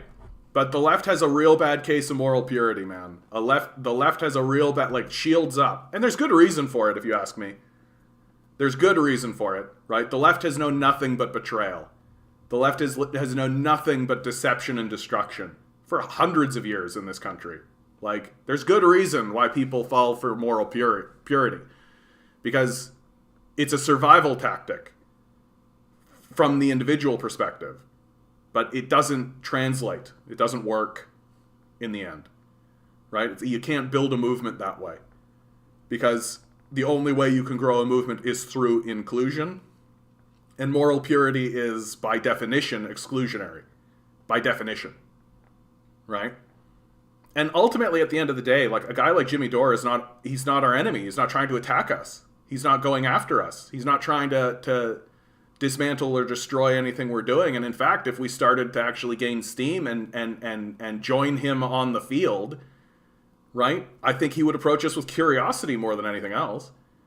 Like, I just don't see any reason to set ourselves up to alienate. I see that a lot. I see that a lot on the left, that we approach the conversation with the idea that we are going to go into it to alienate. And it's completely unnecessary. It's completely unnecessary. Like, so we end up with enemies that we create. We create our own enemies. And we just don't have to. Like, we really don't have to. Like, why shouldn't we approach a guy like Dore and be like, hey, let's have a conversation about this. Let's try and figure something out. Let me give you my perspective, right? Yeah, you know what? I don't necessarily agree with that. I don't think I'm going to go along with that idea. And this is why, right? And if he is like, oh, I don't know about that, then he can tell me why. But I'm not going to think he's a bad man. Because when I take a look at Jimmy Dore, you know what I see? I see a fucking dude who's trying his best. Why is he doing this, for God's sakes? What is he putting his chips in for? It's because he loves his country. It's because he loves what he's doing, and he wants to try to make things better. He doesn't know how. He doesn't know what language to use. Sorry. But it doesn't make him our enemy. Doesn't make him our enemy. And I completely respect the idea that when I listen to this guy, he just pisses me off. I'm like, yeah, not everybody is for everybody. Right? Like, that's just a truism. That's just being alive in the world. You're not everybody is for everybody. But I don't see why we should walk around creating enemies when we don't have to. And I genuinely do look at a guy like Dore, and yeah, sure, he's on the right. And yeah, sure, he's catering to right-wingers. And yeah, sure, all of that. He's an anti-imperialist who understands his country has been taken over by corporations, and he wants to do something about it. Ally.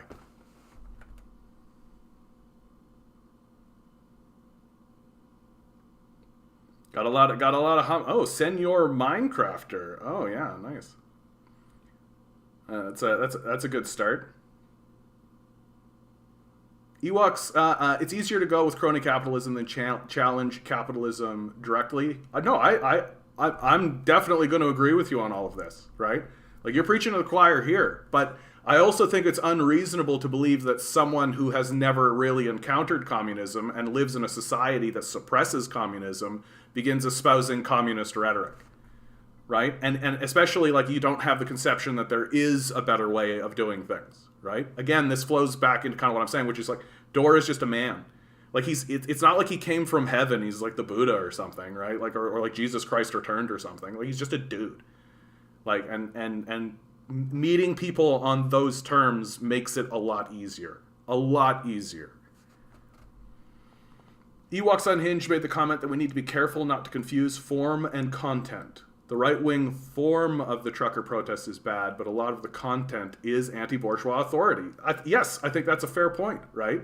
That, like, we get caught in a lot of, like, the symbolism, and we get caught in a lot of the surface stuff.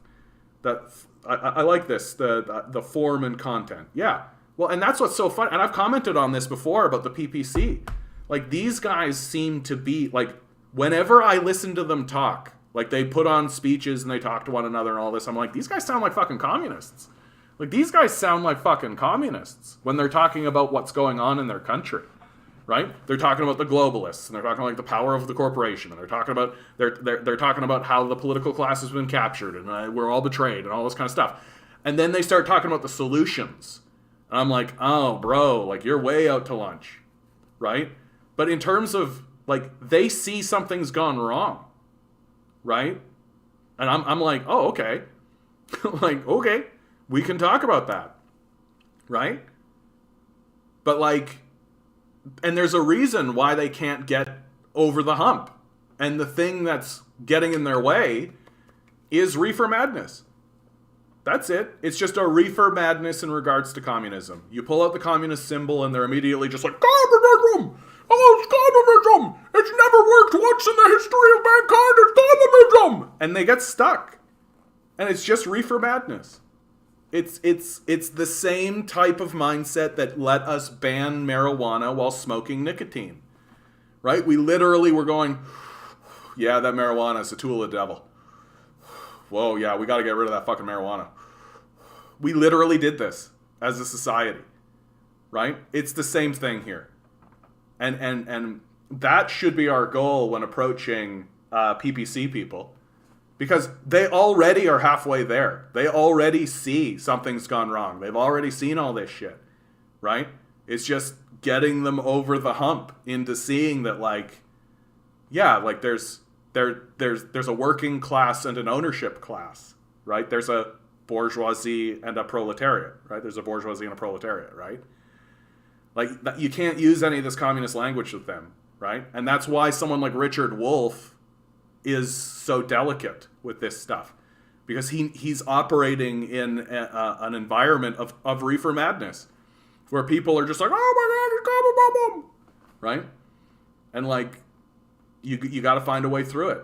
And Ewoks Unhinged is making a really good point that, like, the trucker protest does have a lot of anti-bourgeois authority, like, sentiment to it. It's just surrounded by a lot of, like, Christian, Anglo-Saxon, white American iconography, right?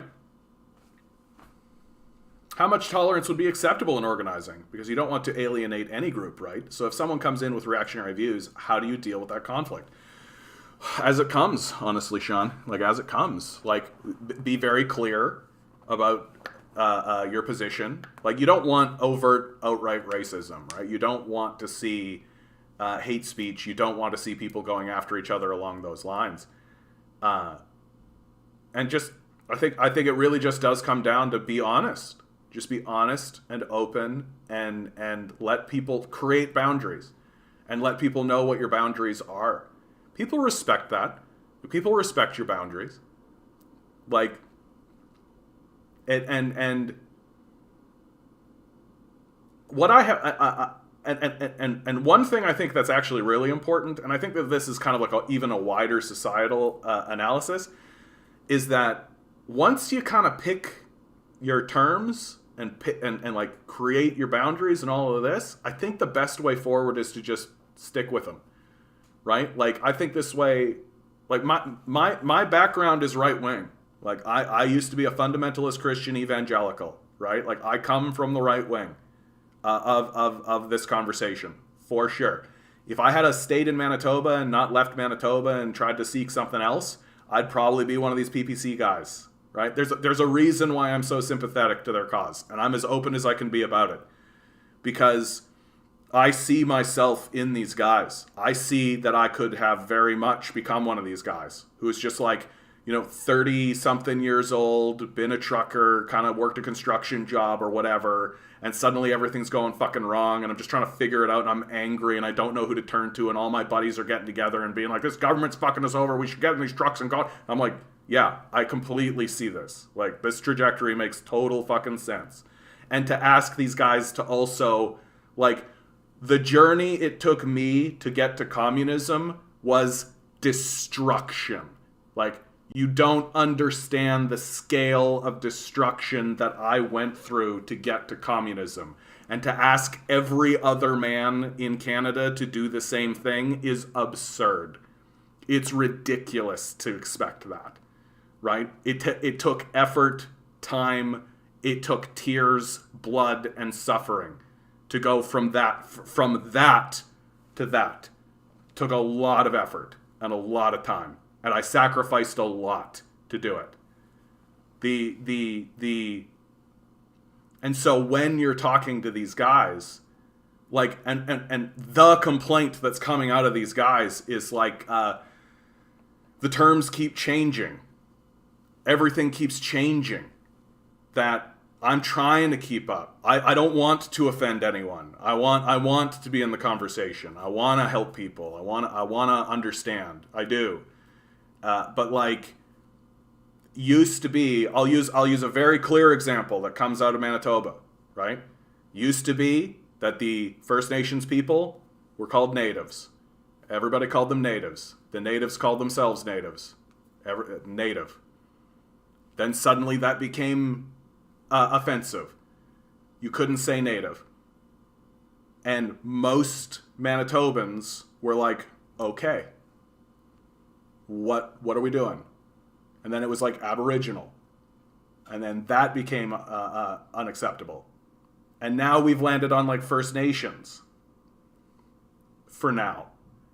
But the complaint that came out of the white population while this transition was occurring is that the terms kept changing. And if you used one of the older terms, everybody looked at you like you were a fucking racist. And you were trying to hurt people. And there's a good section of people who are just like, this is fucking infuriating. And a good section of them have just started to flip it over and be like, fuck it, I'm just not even going to try. Because the boundary keeps changing. Right? And so when it comes to dealing with this, set your boundary. Set it. Leave it. Make it clear. And if they can't handle it, they can leave. Right? I have boundaries.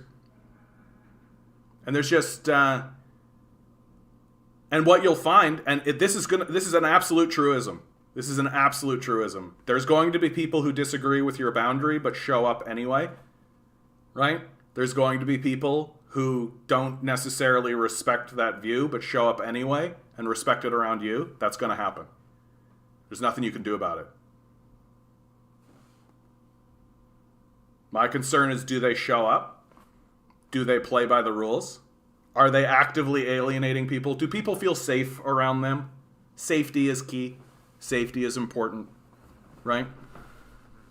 Like, and at the end of the day, how do you deal with that conflict? Steadily. Steadily. I don't know if I fully agree, but I thought it was a worthwhile thing to consider. Yeah, no, it is definitely, and that's another part of it, right? You can't really consider stuff if you're never going to be challenged, right? If you're never actually going to be challenged, if you're never going to let people challenge you, then you can never fall into this place of contemplation and consideration, right? And there are always things worth considering. There's always things worth contemplating. It doesn't mean you adopt them. And I just feel like this, and I can tell that this conversation I'm having now is extraordinarily delicate. I can tell, right? Because the left does not really want to give this ground up. The left believes that it can move forward with moral purity and be successful, and it can't. It just can't. I know it's going to jump down on me. Thanks for asking that. Good to see you, Amanda. I know a lot of people have problems standing shoulder to shoulder with racist, homophobes, women abuse. We don't feel safe among Yes, exactly. Like, we don't... And that's what it really comes down to, Amanda. Safety, right? It's safety. That's something I think about a lot about our society, right? That people don't feel safe right now. and trying to create environments of safety, right, is what it's all about. And it really isn't about trying to necessarily change the view of other people. It really is, are you willing to join this community and abide in safety and treat those around you with the respect that we're asking them to? And what makes you think that white right-wing extremists would even want to join us in a class war? It's much easier for them to hate people like me and keep believing the lie that they can become Elon Musk. Yeah, and also, like, one of the defining features of the far right and the right wing generally is that the structure of the system as it is fine, right? Which we need to confront them on. Yeah, don't reject comrades for outlying ideas. Well, and I think this way about Max Blumenthal is a good one to bring up. Like, Max Blumenthal is going kind of into crazy town with the COVID stuff, right? But, like, don't you want someone to do that? I'm kind of the opinion that you want someone to go into crazy town, right? Like, I'm not going to do it, right? I'm not interested in that. But, like, I want to see somebody who I generally trust, and that would be Max Blumenthal, to go off into crazy town, right? For sure. What's this kid going to bring back, right? Because when Max Blumenthal brings something back to show to me, he's not going to bring back, like, a fringe, weird kind of thing. He's going to bring back a document. And I'm going to look at him and be like, oh, shit. Look what Max Blumenthal brought up, right? So, like, let him. I don't need to join him. I don't need to watch him do it every single fucking day, right? And I don't, because I find that whole the whole COVID, like, going into crazy town in COVID, like Dore has as well, and Max Blumenthal certainly has. I find it tedious. Like, it's not something I'm interested in, but they seem to be fascinated by it, and they seem to be captured by it, and so I'm just like, okay. And because I know what's going to happen. These guys in, a year's time are going to turn around and have a document, and I'm going to look at it and be like, oh my fucking God. Like, and then I'm going to show it on my show, and the rest of you are just going to be like, oh my fucking God. So I refuse to reject these guys as they follow their heart and follow their gut and pursue something that looks a little weird and a little wonky. Because I want them to. Why shouldn't I want them to do that? What kind of crazy shit can they get into? Like, abso-fucking-lutely, let's go. Caleb Maupin has been trying to get on Jimmy Dore forever. I only agree with Maupin about 40%. 40%'s a good amount, dude. 40%'s a lot, if you ask me. I don't know if there's anybody I agree with 40%. There's a bit of a problem with that analysis, though, because the shit that really matters depends on who you ask. Yes, transphobia matters more to our trans comrades than it does class in many cases. We have to be careful that our focus doesn't leave room for things that harm our comrades in other ways. That's why it comes down to safety. To me, safety and consent. That's what it really comes down to, right? That it's too much to ask people to change their ideology. It's too much, right? All we can do is ask them to regulate their actions. That's all we can do, right? And I think that's really what it's coming down to me, right? It is too much to ask a person to change what they think. It is not too much to ask a person to change what they do. Yeah, I think that's really what it is. Because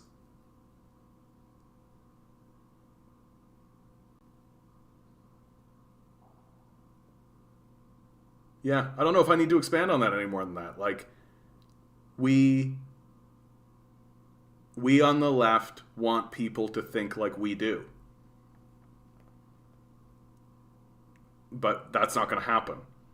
And it's too much.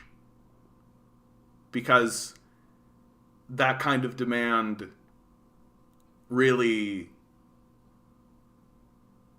like, that's amazingly difficult for someone to do. It's amazingly difficult for someone to have their mind changed or to have their perspective view or to change how they think. It's amazingly difficult. It's among the most difficult things for a person to do, right? I've said many times on this channel, the hardest thing for a person to do is to deal with themselves. It is the hardest thing for a person to do. And that's fundamentally what the moral purity of the left is demanding people do. It's too much. We can't demand that.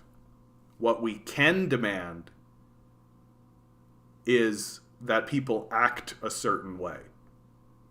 We can say, we can say, hey, treat people with respect, treat people with dignity. And frankly, if you can't open your mouth without saying racist shit, then keep your mouth shut. Frankly. Like, you can do that.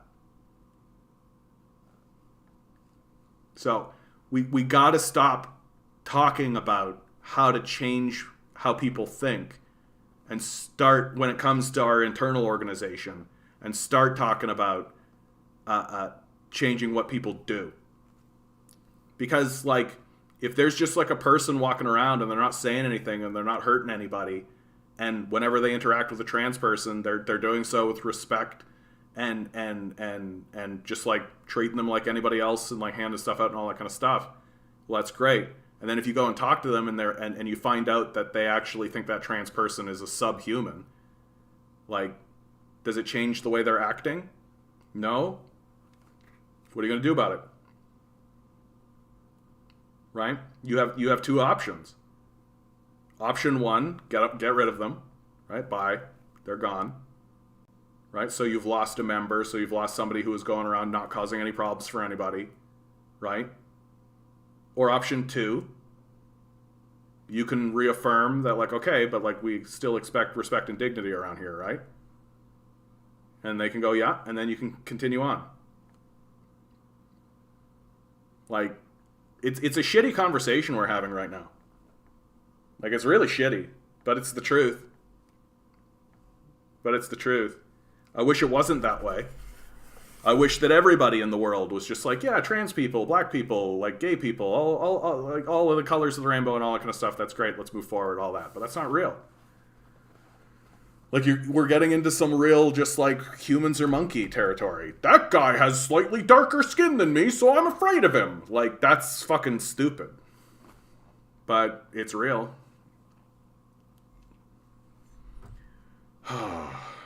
Okay, I think I gotta move on from this one. This one's, I can feel that it's starting to I'm getting tired. This one's, I'm taking psychic damage. So I think I gotta move on. Great to be here. The Ideologues, I like that name, buddy. Good to see you. Lots of new people today. Do you know much about Fred Hampton's Rainbow Coalition? I don't know much about that specific thing, but if Fred Hampton's doing it, I'm on board. Whatever the Hampton Institute, whatever Fred Hampton's up to, I support.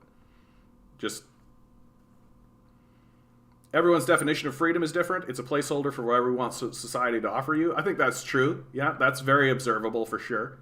Which is why we need to be clear about what we mean when we use that word. Senior Minecrafter 2020. That's a real fun name, bud. You might want to rethink that name. If you cater to right-wingers, you now have a fascist audience. Nope. Jimmy Dore grifting to anti-factors is inexcusable. I mean, the right wing is not fascist. Like, fascists are fascists. Like, there are dividing lines there. Like, we've got to be careful with that kind of rhetoric. Like, just because someone is on the right doesn't mean they're a fascist. And also, I think it's reasonable. Like, this is an unpopular position amongst the left for sure, but it's not unreasonable, right? It's not unreasonable to be a right-winger, right? If you've got a house and a car and you've got a nice job and you've got all this kind of stuff and things are going okay for you and someone comes along and says, hey, do you want to vote for the guy that says keep it this way, or do you want to vote for the guy that says change it? You're going to say, I'm going to keep it this way. Things are going well for me. And I don't think there's anything intrinsically wrong with that, right? And if that's who we're talking to and that's who we're talking about when we're talking about right-wingers, I don't necessarily see a problem with that, right? And that especially becomes powerful if you can get the right wing to move down a path of understanding that it needs to at least reform, which has happened, right? The Red Tories here in Canada, like in Manitoba, it was a conservative government that built the education system. They tripled the size of the provincial budget doing it. Like, I'm not willing to demonize the right. I'm just simply not willing to do it. Because I think it's completely rational to look at your own life and go, yeah, this is okay, right? It's completely reasonable. Where they start to go off the deep end and start getting into fascist territory is when they want to inflict that on other people, or they refuse to understand that the way things are is actually very damaging. That while it might be benefiting them for the moment, it's certainly not benefiting people around them, and it's certainly not benefiting the future. And that's the conversation we're having. But until they start showing us that they're actively trying to lie to us, the way that like climate change, the climate change denier movement has, the disinformation coming out of that, and how they're actively lying to us, and they've admitted that they've lied to us, we got to move gently. And because we can be discredited, like the wider populace can reject us and discredit us pretty easily, and a good way to do that is to start calling everything you don't like fascism. I love this, by the way, name last. Jimmy Dore is a dork for his COVID content. Yeah, not because he courts the right. Yeah, there you go. That's a nice way of saying it, honestly. Yeah, he's a dork for his COVID content. Yeah. There's a good statement that I can get on board with, right? Like, fucking dork. Like, he's not corrupted. He's not capitulated. He hasn't fallen for the right or any of that kind of stuff. He's a dork. Yeah, and that's something I think if you said that to Dore, he'd probably be like, oh yeah, all right.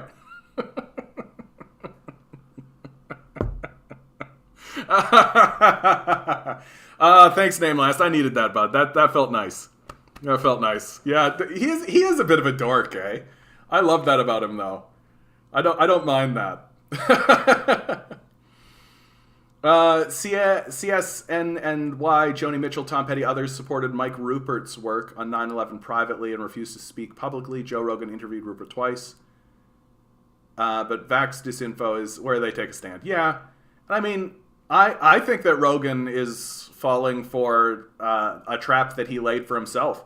His shtick has always been, yes, I will platform controversial figures, but I will also platform people to speak against those, and then in between those two, there will be an understanding, right? That good speech defeats bad speech. This has always been what Rogan says, right?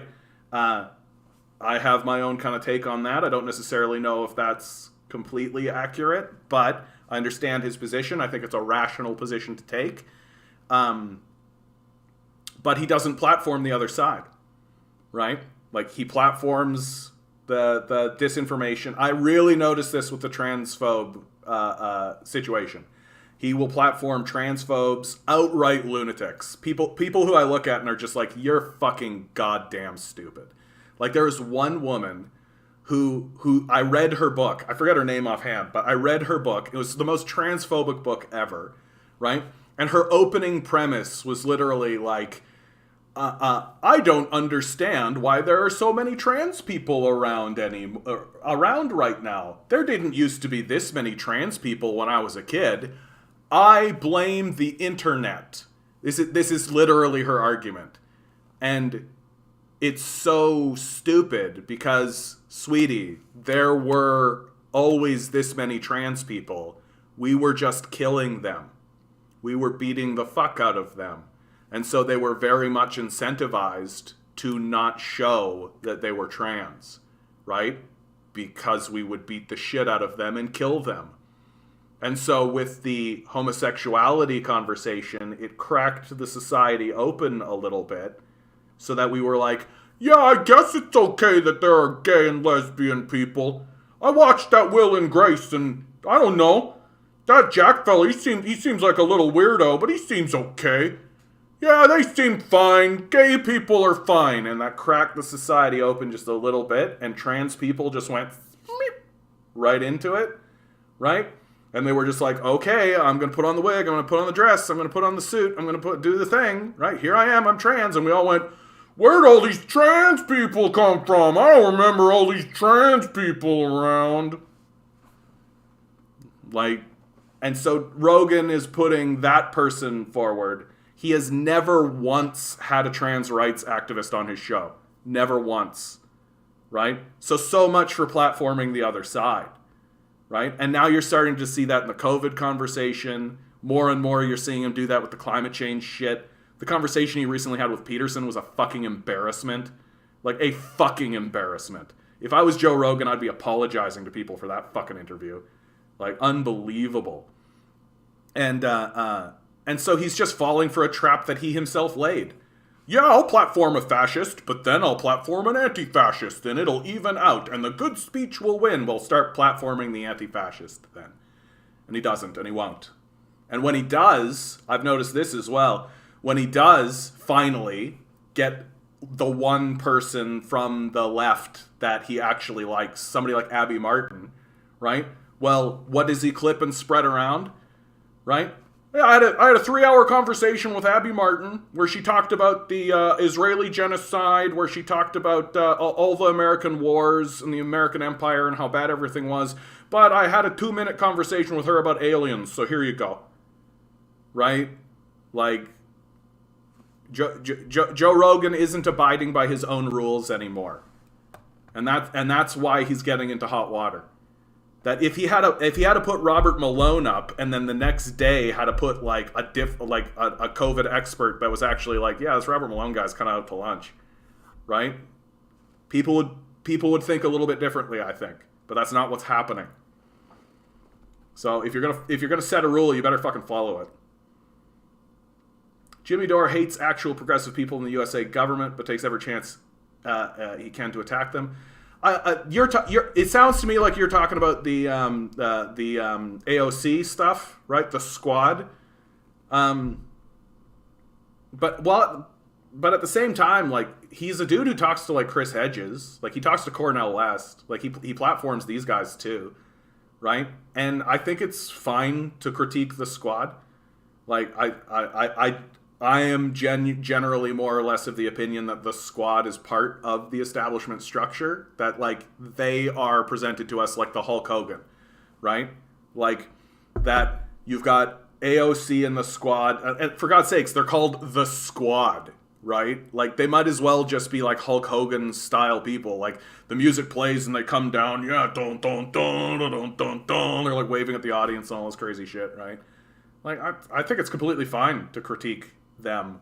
Dore's problem, in my view, isn't that he's critiquing the progressives within the government. It's that he misunderstands that the government is completely corrupted, that it can't actually be reformed or changed. It was designed this way, right? Like, it was designed to fail the populace because it was never designed to respond to the populace. It was designed to respond to the wealthy and the powerful. And so I think it's accurate to show that AOC and them, like, they're not going to white knight. They're not going to suddenly take over and actually help people, because the system itself is not designed to do that. It's not how it works. It's not what it's for, right? And I think it's fine to say that. And I don't know, why shouldn't somebody say that? Yeah, I don't really want to hang out with Nazis, homophobes, and baby fascists. So any tips on organizing with these walnuts without getting unalived by them in the process would be appreciated. I mean, that's a reality, Amanda, for sure. Remembering the threats to run us over with their trucks last time we protested is all. Yeah, no, you're not incorrect to bring that up, for sure, Amanda. Like, I mean, this is what I talk about: safety, right? Safety and the threats and all this kind of stuff. Jimmy's just a narcissist. That's a pretty heavy. Narcissist is a pretty heavy label to put on somebody like Jimmy. He loves being in the light. He's a hack comedian. Yeah, I'd agree with that. He'd agree with that. Like, I don't but again, I don't necessarily think there's anything wrong with that. I know lots of actors. I know lots of people who want to be in the light and who want to be that kind of thing, right? And I don't think there's anything intrinsically wrong with that. Right? For God's sakes, look at what I'm doing right now. Am I a narcissist? Right? That's kind of why I lean away from that kind of stuff. I don't view myself as a narcissist, right? And so I don't know why I would put that on Dore. Yeah, remembering the threats to run us over with their trucks the last time we protested is all. No, I mean, it's completely valid, Amanda. And again, it's why delicately. Anyway, I could feel myself being like, John, get the fuck away from that conversation. I feel the psychic damage, right? Because this conversation is the most real shit. It's the most real shit. Like, there's violence and there's anger and there's blood in the conversation, right? And it's real. But and it is one of these things. Yesterday, I was talking about the police and like what we're supposed to do with the police, and there's just a harsh reality when it comes to being on the left of the conversation and wanting to get your view taken over, is that they're gonna beat the fuck out of us, and we're gonna take it. Like, that's called being a leftist, right? Like, the story of Christ ends with him being crucified, right? Well, it doesn't end with that. It ends with him being resurrected, right? But the Christians were fucking well aware, right? Like, and they knew what would happen if they fought back. Like, that we're trying to build a credible movement. And part of building that credible movement is the recognition that we're going to get beat up. Like, it's going to happen. And if we fall into the knee-jerk reaction of seeking revenge or vengeance or preemptively trying to get ahead of it with violence or something like this, we'll be discredited. Right? Like, and it sucks, and I don't like it, but that's the truth. And so when we're dealing with this kind of conversation, the real answer is, how do we organize with people like this? The real answer is delicately, steadily, with patience, and with honesty. And that's the best that we can do. Really. That's the best that we can do. I've never seen Dore criticize the right. I've often seen him criticize the left. Yeah. No, I think that's right. Like, I don't really... To the extent that he's anti-imperialist, I agree with him. But I'm concerned that his efforts are against us. Keep in mind that Marx and Engels talked about reactionary communists, which seem to be similar to your analysis of the PPC and Dore. They can change to join us. We can't change to join them. But, like, for me, this is a very practical conversation, right? That, like, my concern is surrounding the halls of power. That's the concern. And I understand the hesitancy, but I do think that it's more in our benefit to move forward with people who agree with this action than it is to create exclusionary ideas at the expense of it. And I don't necessarily think... But I do like the way you're talking about this, Loaf, because honestly, like, this is one of the most difficult parts of this, right? And I always say on the show, I'm not a fundamentalist. I'm willing to have my mind changed, but if we are to build a credible movement, we have to do so with the people we have.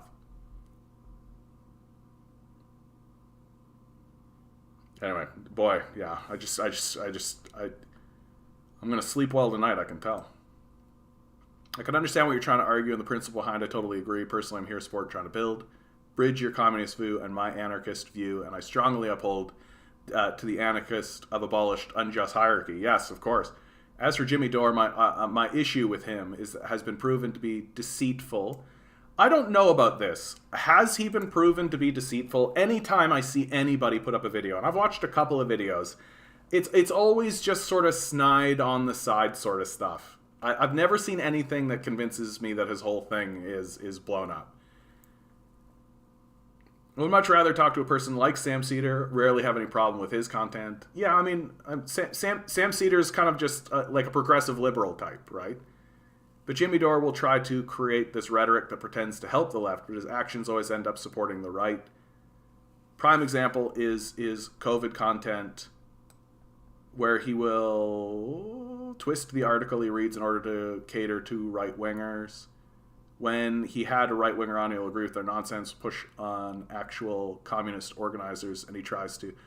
But, like, does he continually donate to right-wing fascists? Like, who is he donating to in that regard?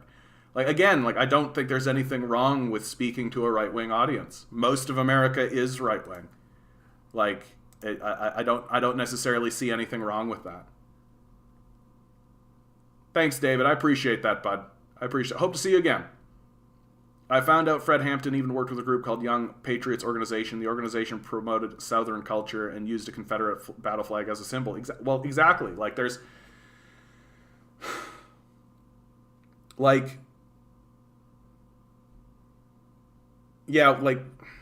I feel like I'm going in a circle, so I can feel the psychic damage I'm taking, so I'm going to be light. But, like, there just comes a point where we have to bite the bullet, right? There just comes a point where we have to bite the bullet and be like, do we want to actually be successful or not? Like, what do we prefer?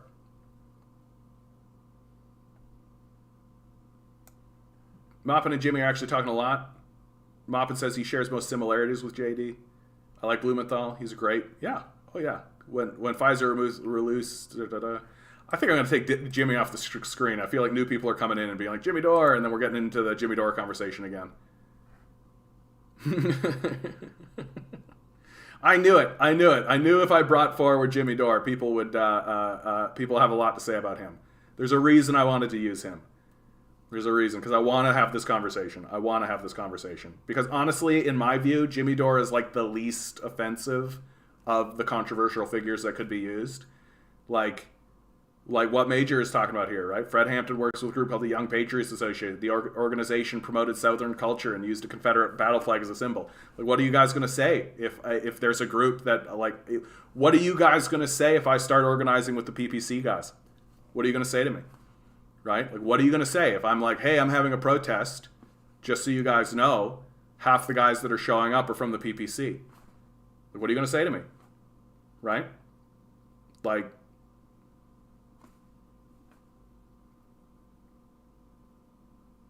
and I'm not saying that's what is happening, and I'm not saying I am actively seeking that line, but, like, if we are organizing to surround the halls of power and redraw the Constitution, well, I know a group that's already doing that. Right?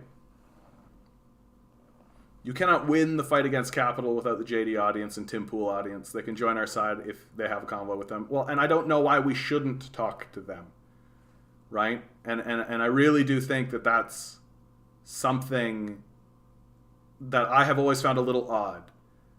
Like, just because we're talking doesn't mean we're signing documents and blood, right? Like, I really look at, like talking to one another seems healthy to me.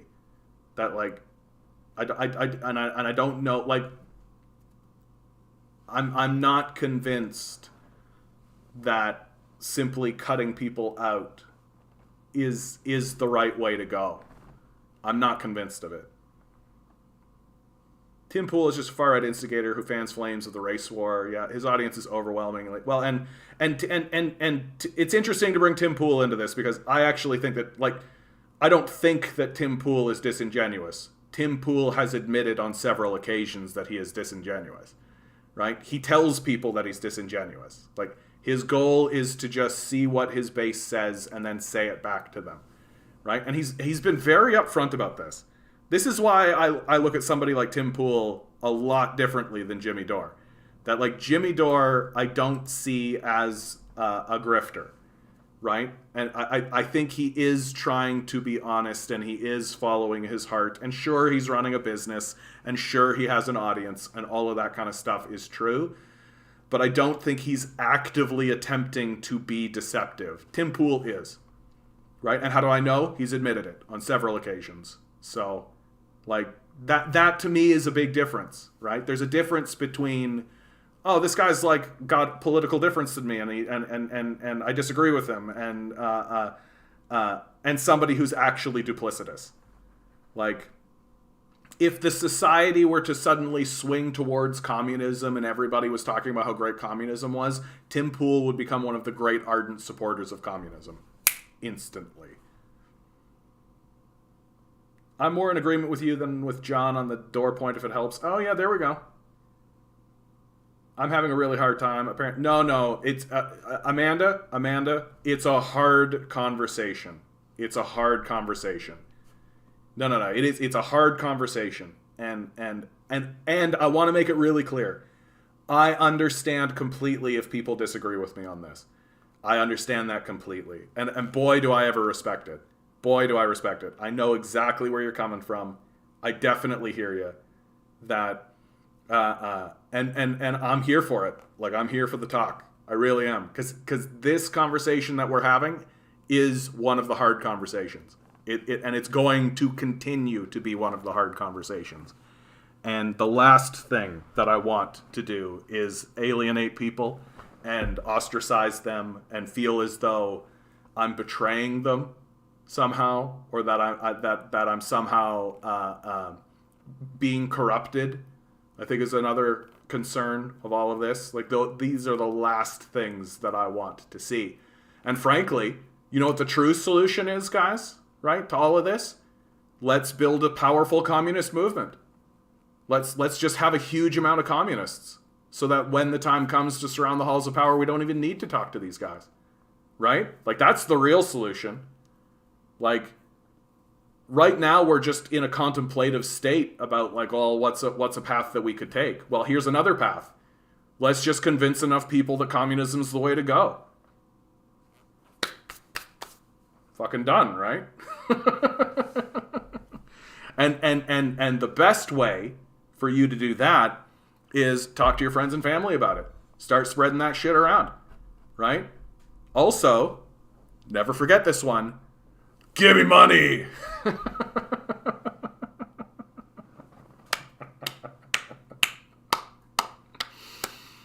But yes, Amanda, and I especially, I can feel your heart. Okay, I can feel your heart. I can feel that like, I understand where you're coming from. Boy, do I ever.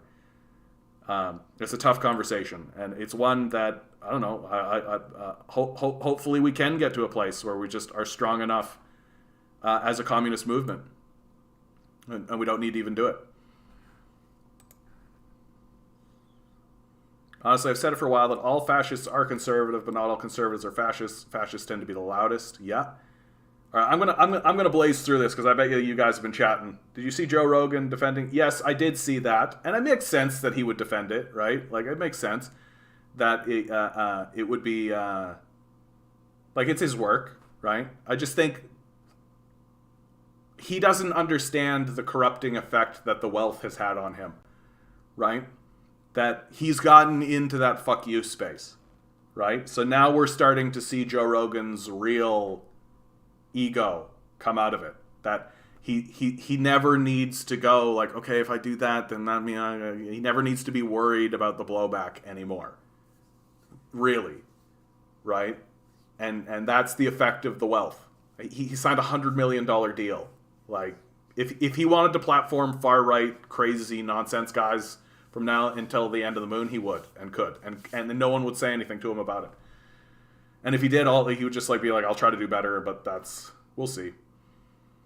Some on the left seem to think Rogan was some big silly dog they could manipulate to their side. I never bought it. He's been interesting to see them realize he's not on their side, never will be. But I mean, Rogan is, again, just a man, right? He's just a man, right? And Rogan is on Rogan's side, like, really. And that's become more apparent with the wealth, right?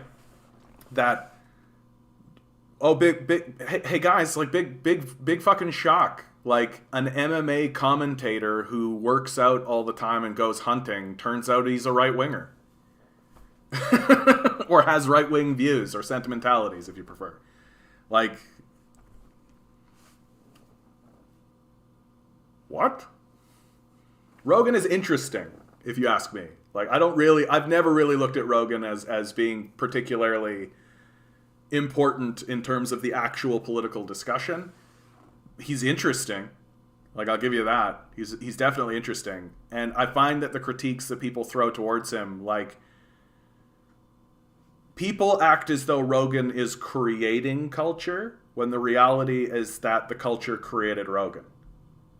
That's the difference, right? And people act as though, like, Joe Rogan is platforming this type of culture, and so that means it's going to spread into the populace and infect the populace or grow within the populace, when it's actually the opposite, right? That the culture is there and Joe Rogan is a byproduct of it, right? Joe Rogan does not create culture. The culture created Rogan.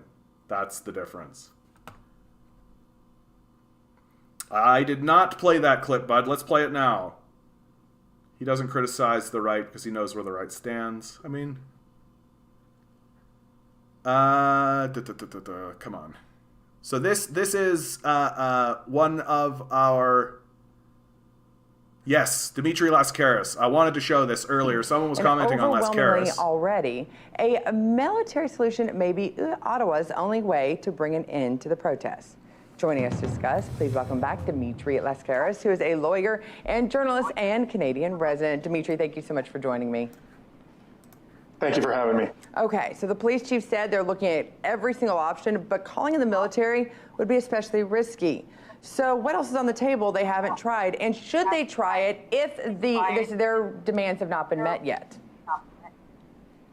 Well, first of all, I think we have to start by recognizing that protest is inherently disruptive. And, you know, I've seen many protests from people across the political spectrum that have caused inconvenience to the lives of citizens. And by the way, I have a very close family member, somebody I care about deeply, who lives in the Ottawa core. And I speak to her daily about what's going on. And this has been very difficult for her and her friends and her neighbors to have to deal with. Protests, however, often are that way.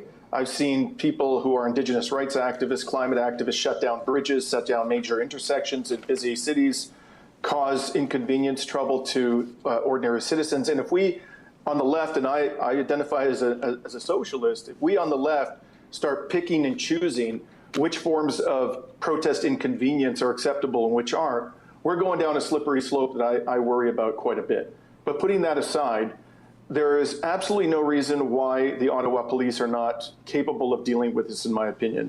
You know, by ticketing, by, you know, parking fines, towing trucks, doing the kinds of things that police conventionally do in order to keep the flow of traffic, pedestrian traffic, vehicular traffic moving in the city. I don't see why you can't do that here. I also have not seen any reports of significant violence coming from these protesters. I think it would be extremely dangerous for us to be calling in the military. First of all, our police forces in Canada, following a trend that you've seen in other countries, including the United States, have become increasingly militarized. So the line between military and police forces has become increasingly blurred, something which I'm very troubled by as a Canadian. But putting that, so that in and of itself raises a serious question about why you would need to call in the military. But if we establish that precedent of bringing in the armed forces to deal with a protest that is essentially nonviolent, I think that is extremely dangerous precedent. I would not want to see that in this country, and we as leftists should take a strong stand against that. Well, and here's real quick. We should be dealing with this. Right, sure, and sorry, I've got about 30 seconds left on this, because I do want to ask this question. You know, this all gets solved real easily. Justin Trudeau and those local legislators, they actually meet with the truckers, which they're still refusing to do. And then maybe this could actually start to de-escalate. Should they hold some of the responsibility right now for this? Well, I think that the vilification of all of these protesters is absolutely not helping. There was a poll that came out which showed that 1 in 4 people who support Justin Trudeau's own party identify with these protesters. 1 in 4. It's not a majority, but that's significant. And so that, I think, should send a message to the Prime Minister that he's tarring all of these people with one brush, and he needs to find people to talk to and have a conversation. Well, and hopefully they have this conversation while they can still have peace. Dimitri, thank you so much for continuing to follow this story for us. That's all we have for today. Thanks for watching.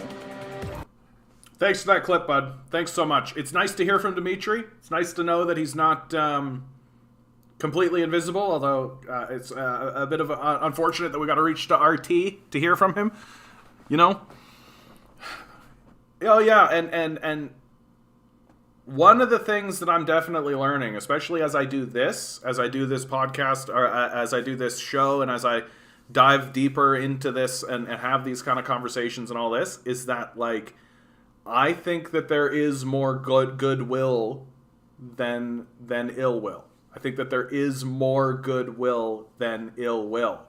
And I do think that what we are experiencing in many ways is the result of decades of effort from the ruling class to divide us. And we are really trying to find a common language, and we are trying to find a way to reconnect connections that have been severed intentionally. Right? That we have intentionally been alienated from one another, right? That's been part of the class war inflicted on us by the ruling class. And as we're moving forward, attempting to build and rebuild that class consciousness so that we can come together in a unified way and confront the ruling class, it's going to mean that we're going to have to rebuild a lot of the severed connections that have intentionally been created, right? And it's going to be difficult. It's going to require a lot of work. And I do think that step one is acknowledging the reality, and I think it is the reality, that amongst the populace there is more goodwill than ill will. It's just that no one knows where to move. That what we are seeing is not malice, it is confusion. I think that's really what I'm trying to say. That what we are seeing is not malice, it is confusion. And the ruling class has every reason to try to convince us that it is in fact malice. So why do we listen to them? Why should we care what they think? Right? They're our enemies. They're our enemies. Like when Justin Trudeau, you know what the number one thing that convinced me to stop thinking about this Ottawa protest as like a far right, the neo-Nazis and all of this, was when Justin Trudeau came out and said it. The second he said it, I went, oh, okay, so what's the opposite? Because he's my enemy. He's in the ruling class. Those people at the protest are not in the ruling class, right? So if Justin Trudeau wants me to hate them because of these a few yahoos with Nazi signs and all of this, well, then why should I listen to him? He's my enemy. If anyone in the conversation is my enemy, it's him. Right? And the same is true of O'Toole and Paul Vier and Jagmeet Singh. They're all of the ruling class. Why should I listen to any of them? Right? We should be listening to these truckers. We should be hearing what they say. And we should be acknowledging that what we're seeing is not malice. It is confusion. I think that's probably one of the most profound things I've ever said, guys. I'm just going to revel in that for a moment. That what we are seeing is not malice, it is confusion. God, I'm a genius.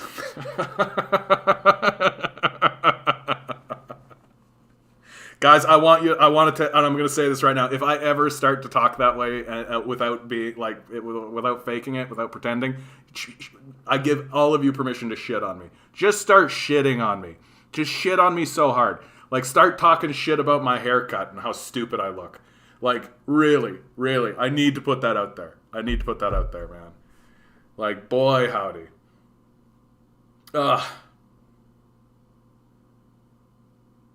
Amazing, Amanda. If I got you, then I'm in. I'm in. Why should we listen to them? If it's confusion, so that we can attempt to clarify that confusion. Like, no, we shouldn't adopt it. But and it's fair to say this is something, and this is why this conversation is so difficult, Zed, is that we may be the confused ones. Like this is what gets, and I'm not trying to say suddenly like, oh, Karl Marx is wrong and all that, but like, I have experienced in my life, right? I used to believe to the core of who I was, and I believed this way until I was 29. Okay? 29. I believed that Jesus Christ was coming back from heaven to separate the sinners from the non-sinners and rebuild a kingdom here on earth. I literally believed that was going to happen, and that what I was seeing around me was a sign of the end times. I no longer believe that. I have experienced a transition from confusion to clarity. So I'm very sympathetic. And I know what it is to look at the world and think something of it that is fundamentally false.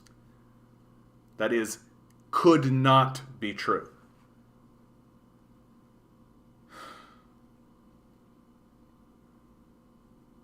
And so the path is persistence. What if it's malicious confusion? Well, I mean, if somebody's trying to hurt you, defend yourself. That's all. Like, if somebody's trying to hurt you, confusion or not, if someone's trying to hurt you, defend yourself.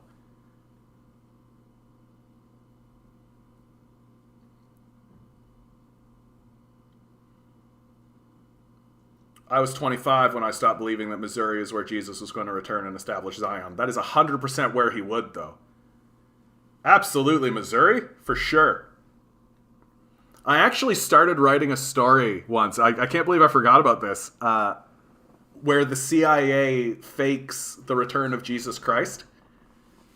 I think that's a great idea for a movie, dude. Do like a Wag the Dog style movie, except it's about the CIA faking the return of Jesus Christ. I think that's fucking genius. If somebody takes that and runs with that, boy, you do it. I think it's a brilliant idea. It's a movement funded and organized by white supremacists and Western separatists. There's no way it's not malice. The capitalist system backs the protesters. Just look at the prairie governments. You know, and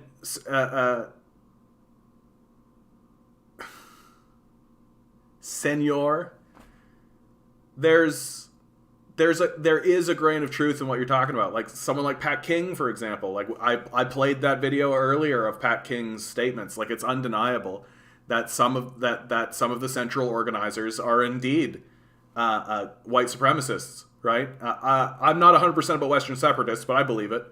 And those people certainly have malice, right? Without a doubt. But there is also something to be said about the deep frustration that exists within the populace. And there is a deep frustration in the populace. And so, yeah, absolutely, Amanda. I'm with you on that.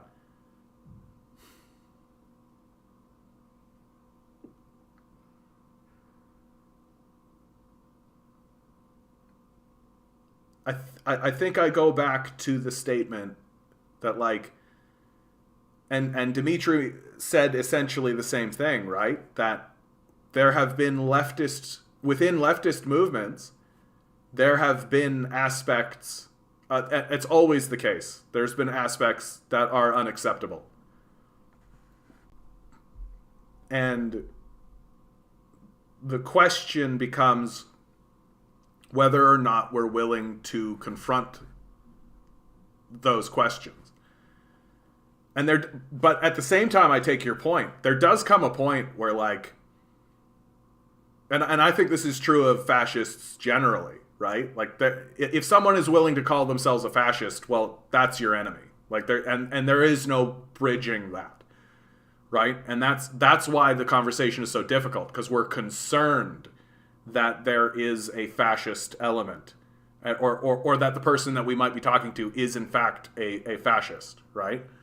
And once it's kind of confirmed, or not kind of confirmed, but once it is confirmed, like, I think about somebody like, what's his stupid face name? The Matt, come on, Daily Beast, Matt. Yeah, no, not Matt Gaetz. Why the hell am I forgetting this guy's name? Matt something or other. There's a fellow that publishes on the Daily Beast all the time. He literally calls himself a theocratic fascist on his Twitter feed. And I'm just like, yeah, that's a person that you can no longer converse with, right? They have looked at the ideology of hate and they have embraced it, right? And that's an enemy. Like, that's an actual enemy, right?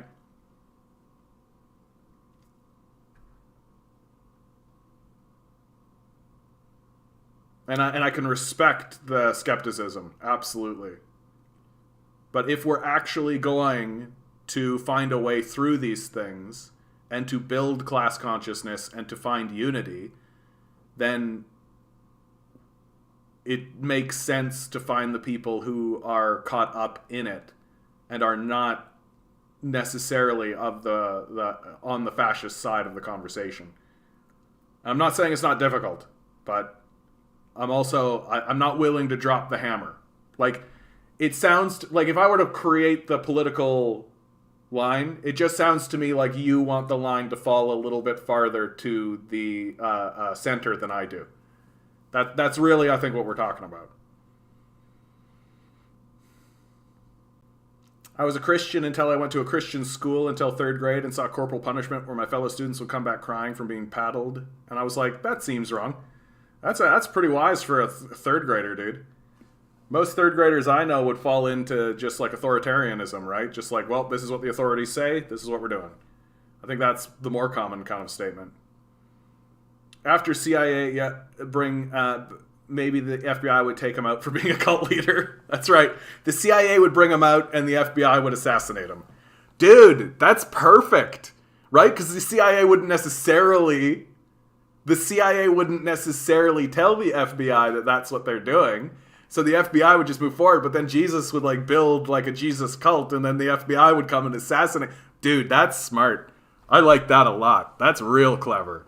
And then just imagine like the scene where the CIA is like, what? They assassinated him? What? And then another guy shows up, right? Like another person who isn't CIA, but who was like Jesus's left-hand man or whatever. So the movement grows bigger, and then it takes everything over. And this like the final scene is like the CIA agent standing there with a cigarette, and they're just like, I can't believe it got to this, right? And then somebody walks in and is like, Mr. CIA man, the president wants to speak with you. Jesus Christ. Matt Walsh. This motherfucker. Matt Walsh. I cannot believe the audacity, the arrogance of this. Theocratic fascist on his Twitter feed. Twitter hasn't banned him. Right? Like, bye-bye. Bye-bye. Anybody who talks to this guy, anybody who has like a little circle where they're like talking to one another, right? And this guy's in the circle, can get fucked for life. Right? That's your like Ben Shapiro types. That's your Daily Beast guys, right? This guy has his own show, right? Theocratic fascist, like, and this isn't like, hey, I made a movement and everybody kind of like, oh, we're all angry, all this kind of stuff. It's like this guy has a fucking show, like Does he need to have like a swastika on his forehead? Like, fuck this guy. Right? Fuck this guy. This is fucking bullshit. The only conversation that you should have with this guy is condemning him for being a fascist. It's the only... And every time he talks, you should be like, shut up. Like, you fucking goddamn loser. Like, he doesn't have points. And just, like, read his tweets, for God's sakes. Let's see. Kanye is right. It's parental negligence to allow young children to have social media accounts. Literally nothing good can possibly come from it. Only bad. It's just a matter of how bad. Brian Flores hurting black coaches. Well, Ben Shapiro, Steven Crowder, right? Like, all these guys. Anyway, that's not even close to the worst of it. But just, like, fuck this guy. Fuck this guy so much. Yes. So, yeah, that's what blowback is, I guess. Anyway, I gotta stop talking about Matt fucking Walsh. Fucking Matt Walsh. Fucking Matt Walsh. 1/3 of Canadians say they have a lot in common with Freedom Convoy protesters. I mean, I think it's fair to say, like, I mean, I feel like I've got something in common with these guys, right? They are at the halls of power with the intention of surrounding it. What's the goal of this channel? I feel like I've got that in common with them. I can really see a lot of people being like, yeah, I'm mad too. I'm upset. I have that in common with them. Right? Makes sense. Oh yeah. The head of the Bank of England has asked workers to avoid asking for big pay rises to control inflation, which officials expect to hit 7.25 in April. Like, get completely fucked. Tax the rich. Get rid of these billionaires. Like, get completely fucked. Teenage superstar Eileen Gu stuns America with defection to China. She's a Victoria's Secret model and face of the 2022 Winter Olympics. Right? Has struck a major blow for China in its political war with the United States. Get wrecked, US.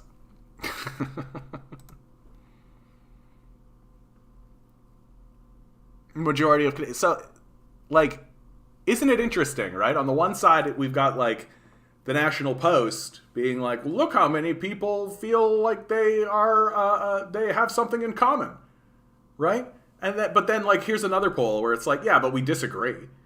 Like, this shows kind of what I'm talking about, right? Like, we can simultaneously say, like, yeah, I mean, I get it, while simultaneously also going, but I disagree, right? Like, yeah, my heart goes out to those protesters who I fundamentally disagree with, right? Like, I've made videos, for God's sakes, being like, yeah, if these guys got everything they wanted, it would fail.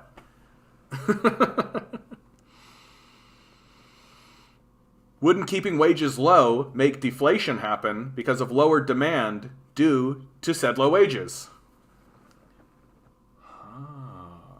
Wow, it's almost as though the economists have no fucking idea what they're talking about, right? I guess the question is, who should be in charge of public health security? The scientists, the politicians, or the unwashed masses? I mean, at the end of the day, who is actually in charge of public health security is the political class, right?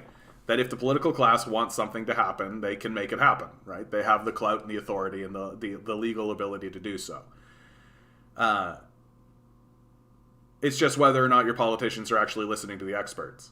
Like, that's my position. Just listen to the fucking experts. Like, I don't know why anyone would do anything but that, right? Like, my position as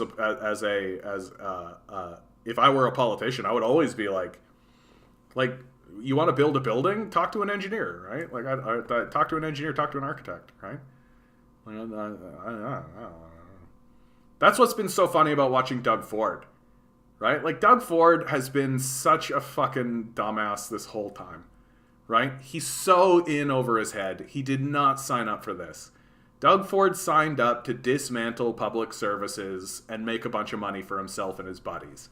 That's what he got into power to do.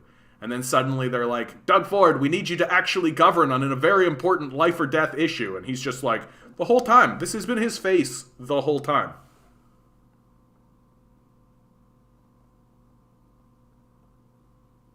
He's not. He's fucking way over his head, man. It's like all way over his head. Speak for yourself. I wash my masses. Alabama man accused of keeping meth-fueled attack squirrel faces new charges. Dude, what did you just make me read? I gotta read this shit before I read it out loud. You guys are gonna start putting shit in the chat to make me read it. It's because I saw Onward to Dystopia and I thought this will be safe and normal.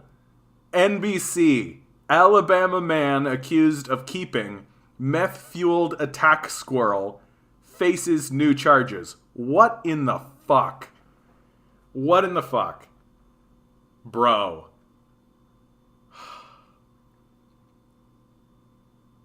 Well, you know, what are you going to do with the squirrel? Probably just keeps coming back, right? You gave it meth once and the squirrel's probably like, this is awesome, let's go.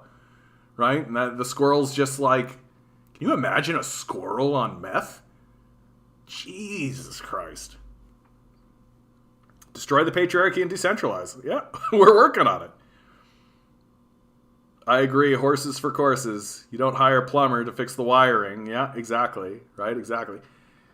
Like, one of the things that I know is coming my way is because I call the ruling class like the psychopath class, right? And I know it's an inevitability that someone's going to be like, you know, you don't have a degree in sociology or psychiatry, right? You shouldn't be saying that. I'm just like, look, if my toilet got clogged and I called a plumber to deal with it, and the plumber showed up and said, your toilet's not clogged, I would fire that plumber, and then I would proceed to attempt to solve the problem myself.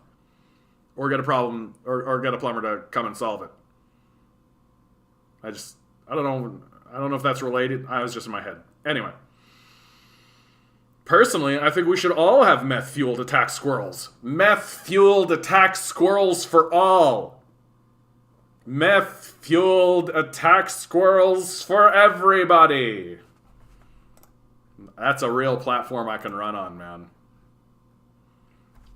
Why not expand the meth to other rodents as well? Yes, share the surplus. Why are we being exclusionary? Why are we not allowing rats, right? Possums. Right? There's all kinds of rodents that could get involved in the meth situation, right? Think of all of the problems that this would solve. We could start a communist axe-throwing club called Axe the Rich. Bro, there is good ideas in the chat today, man. There is good ideas in the chat today. Speaking of good ideas, I actually meant to read this one aloud. Oh well. Amnesty report on Israeli apartheid demands, debate on Canada's role. Yeah. I think the funniest part about this convoy protest is that Justin Trudeau has come out and condemned like Nazi symbolism and all of this, while he is simultaneously funding Nazi groups in Ukraine, simultaneously funding a genocide in Israel. Like, it's like, oh yeah, it's like, don't fly a Nazi flag in Canada, but if it's in Ukraine, we'll give you money, right? Do you think the CIA is using agents as average-looking YouTubers? Yeah. Like, I mean, do I have a document? No. But, like, the CIA has way more money than they know what to do with, right? And, like, it's completely in their MO. Like, it's totally in their fucking wheelhouse. Like, absolutely. Absolutely, Oh yeah, that's right. Yeah. I'm totally CIA. Guys, I fucking wish I was CIA. Are you kidding me? My life would be so much easier. For real, dude. If I was CIA, my life would be so much easier, dude. I wouldn't be doing the capitalist cafe job. I wouldn't be like, I wouldn't be worrying about whether or not, like, in a year's time am I gonna be fucking homeless. Like, none of that. I'd like, literally, I would just be like, easy breezy, beautiful cover girl. I would just be like so chill. For sure, man. Like, hey, CIA, if you wanna give me money, you know, hit me up. Let's go.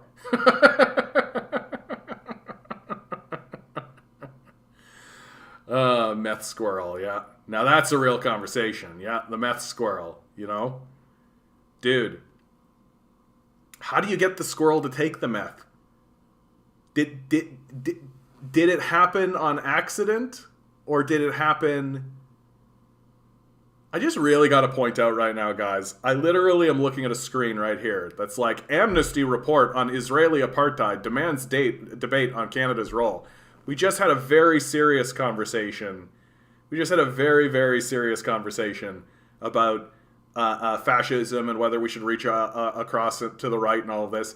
And now we're talking about a fucking meth squirrel.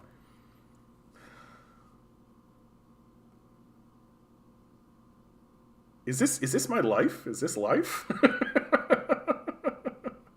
What do you think about the history of the CIA and drug funneling? Yeah, fuck the CIA. Like, I don't know what to tell you. Like, fuck these guys.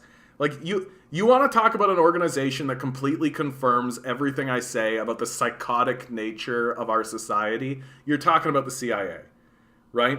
Like, the CIA is the reason why there's an opium epidemic in the United States. The CIA is the fucking, like, they're the guys that have been, like, for fuck's sake, they're sending squads into Afghanistan to shoot kids amidst the Afghanistan war. Like absolutely fuck these guys. Like, fuck the CIA completely, honestly. Like, if the CIA actually approached me and actually started talking to me, the first thing I would tell them is go fuck yourselves. Like, go fuck yourselves. It's unbelievable to me that anyone thinks the CIA has any credibility whatsoever. They're the largest terrorist organization on the planet. No doubt. There is not a larger, more organized terrorist organization than the CIA. Like, that's what they do. That's their job. Their job is to murder people, disrupt communities, and cause problems. And in my view, they're out of control, right? Like, they don't actually have oversight any longer. They are a rogue society that exists in America that answers to no one and does what it wants. Like, the CIA should cease to exist. We should shut it down. But if you tried to do that...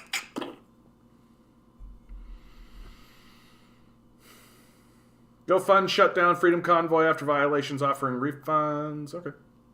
Meth squirrels relates to fascism. The Germans also used meth. Oh, it's like the 6 degrees of Kevin Bacon up in here now. Meth is fascism. Like...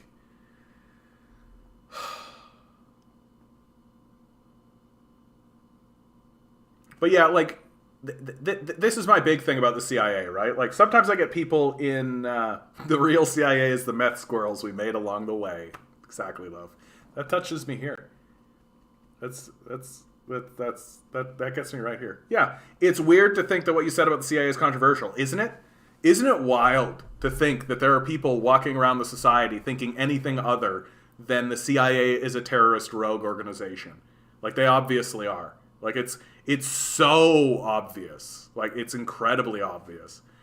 But if you talk that way, what does the CIA do? They just fucking shoot you, right? And what are you gonna do, right? Nobody gives a fuck. Like, no, everybody's just like, yeah, they're a terrorist organization, but they only terrorize brown people. So, like, it's like the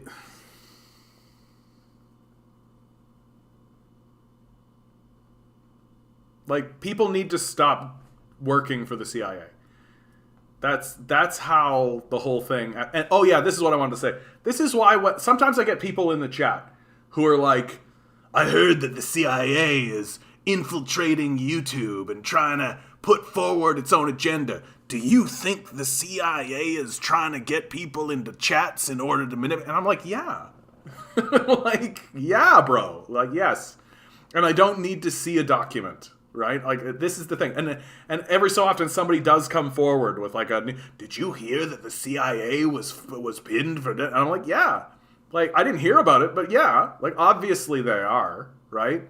Like, to me, it's completely uncontroversial. Their entire MO is deception. That's their entire MO. If there is a group of people who are gathering together to talk to one another about anything, one of them is CIA. That's their goal. That's what they do. If I suddenly found out that one of you guys was CIA, I'd be like, oh, okay, it was that guy, right? I just assume it's going to happen, right? Because it's obvious. Like, it's obvious. It's what they do. It's their goal. It's their job. It's their role, right? They exist to be terrorists.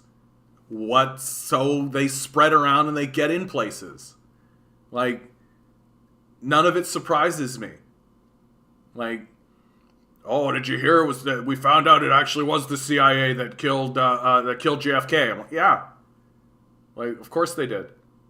They're a terrorist rogue organization.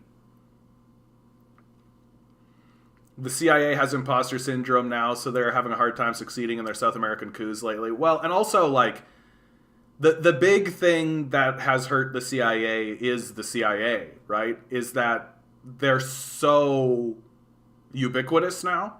Like, they're so, like, it's obvious that they are a terrorist organization now, and so people are far more skeptical and far more ready to accept things. Like, we all remember, like, everyone has seen, like, that in the 1970s, there's this, like, burnt out kind of, like, hippie guy being like, oh, man, the CIA is, and, like, we were all supposed to make fun of that guy. What a conspiracy theorist, right? But now it's gotten to the point where it's like, no, that dude was right. Like, that guy was absolutely fucking right 100% of the time, right? The CIA is a rogue terrorist organization. Absolutely, right? We all know it.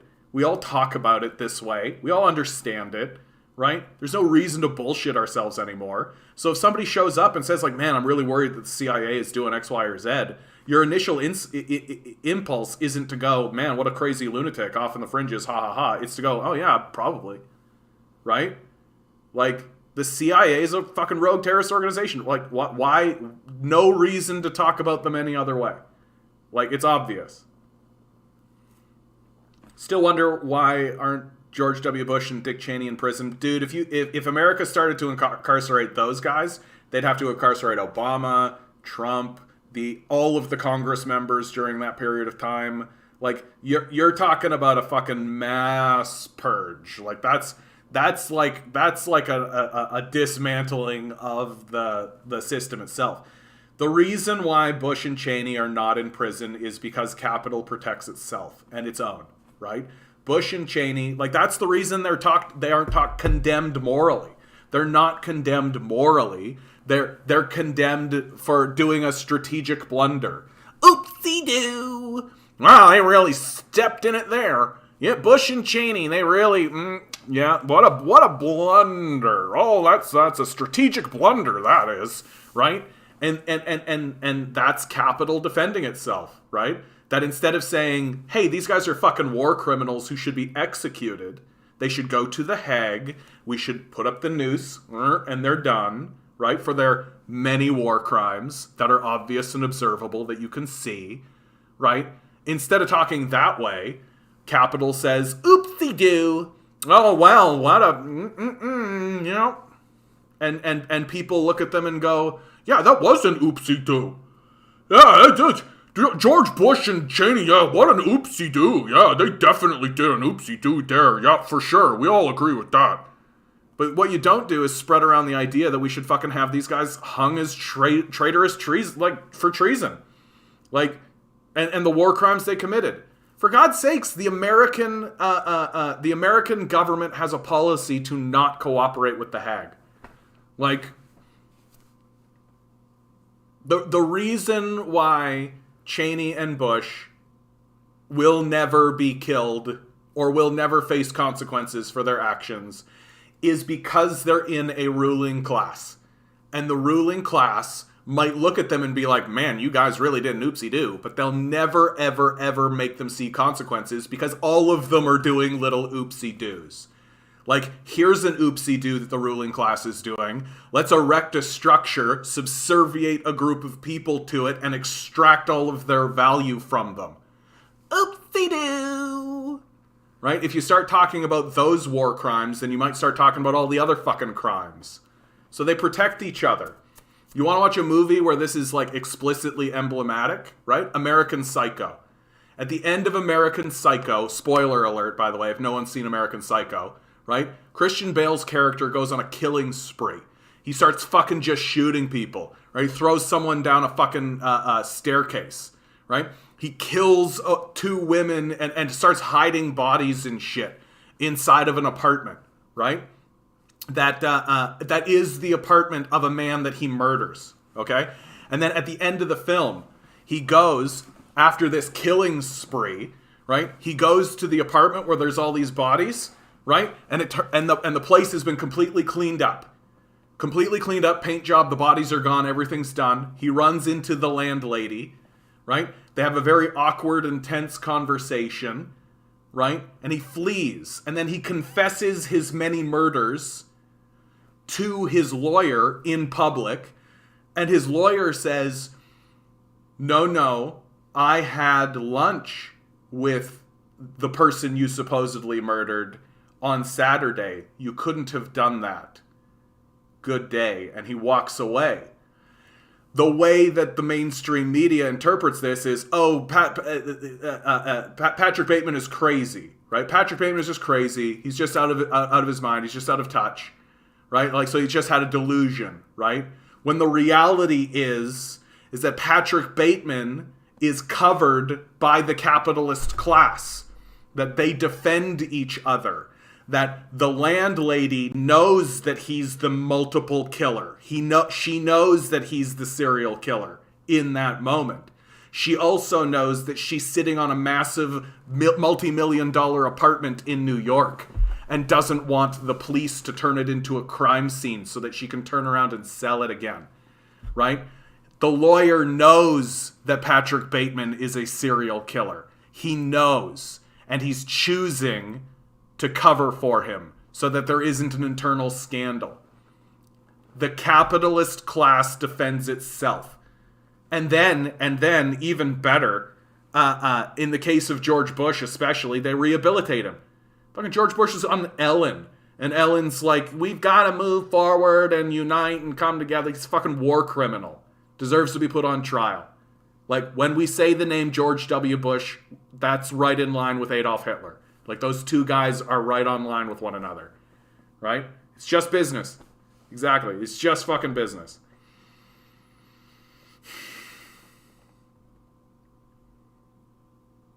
I promise I'm not CIA. I'm just a meth attack squirrel trainer, I swear. Thank God.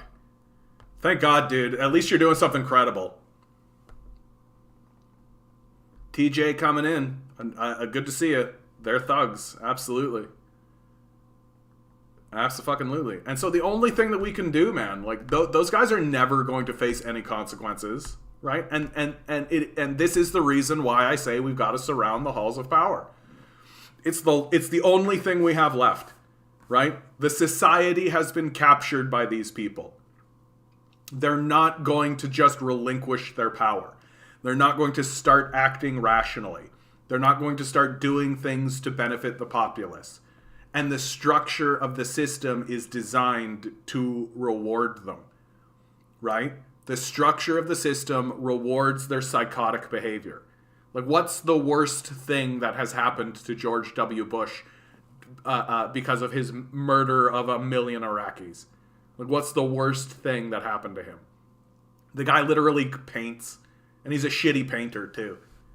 Like, what's the worst thing that happened to Dick Cheney? Right? He lives on a multi-million dollar, a multi-acre ranch. Like, Donald Rumsfeld died of old age. Like, all of these guys are just gonna die of old age after fucking one of the most barbarous wars that was completely pointless. Didn't even have to happen, right? It was done for oil money. Like, it's just absolutely disgusting. And same story with Clinton, by the way. Fucking both of them. Like, Bill Clinton was like bombing Yugoslavia and shit, like absolutely decimating a socialist government, fomented a coup, right? Hillary Clinton was the Secretary of State when they fucking destroyed Libya. Get completely fucked. And they're all the same, and they all know they're doing it, and they all know there's no consequences, right? The system itself has gone psychotic. That it's completely off the rails. And what we have to do is organize people to surround the halls of power. It has to happen. Because if it doesn't, then eventually they turn on us. If you don't consider what they've done already turning on us. But the shit they did to Iraq, Libya, Syria, Afghanistan, Somalia, they'll do it here. Right? What do you think protects us? What do you think protects us from them destroying us too? What? That we're white? Like, no. When they start destroying us, it will just be a continuation of the destruction they've wrought across the globe.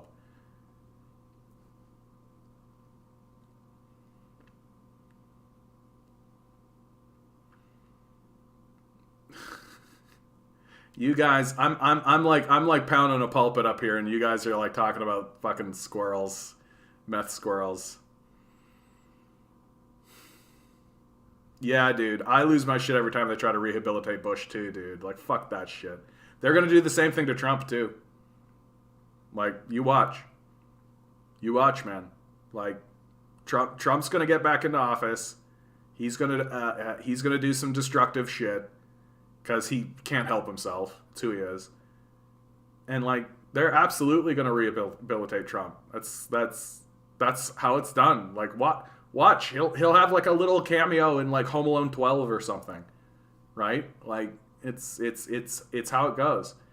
And, like, there's a reason why we're constantly being bombarded with, like, oh, here's a villain of your youth.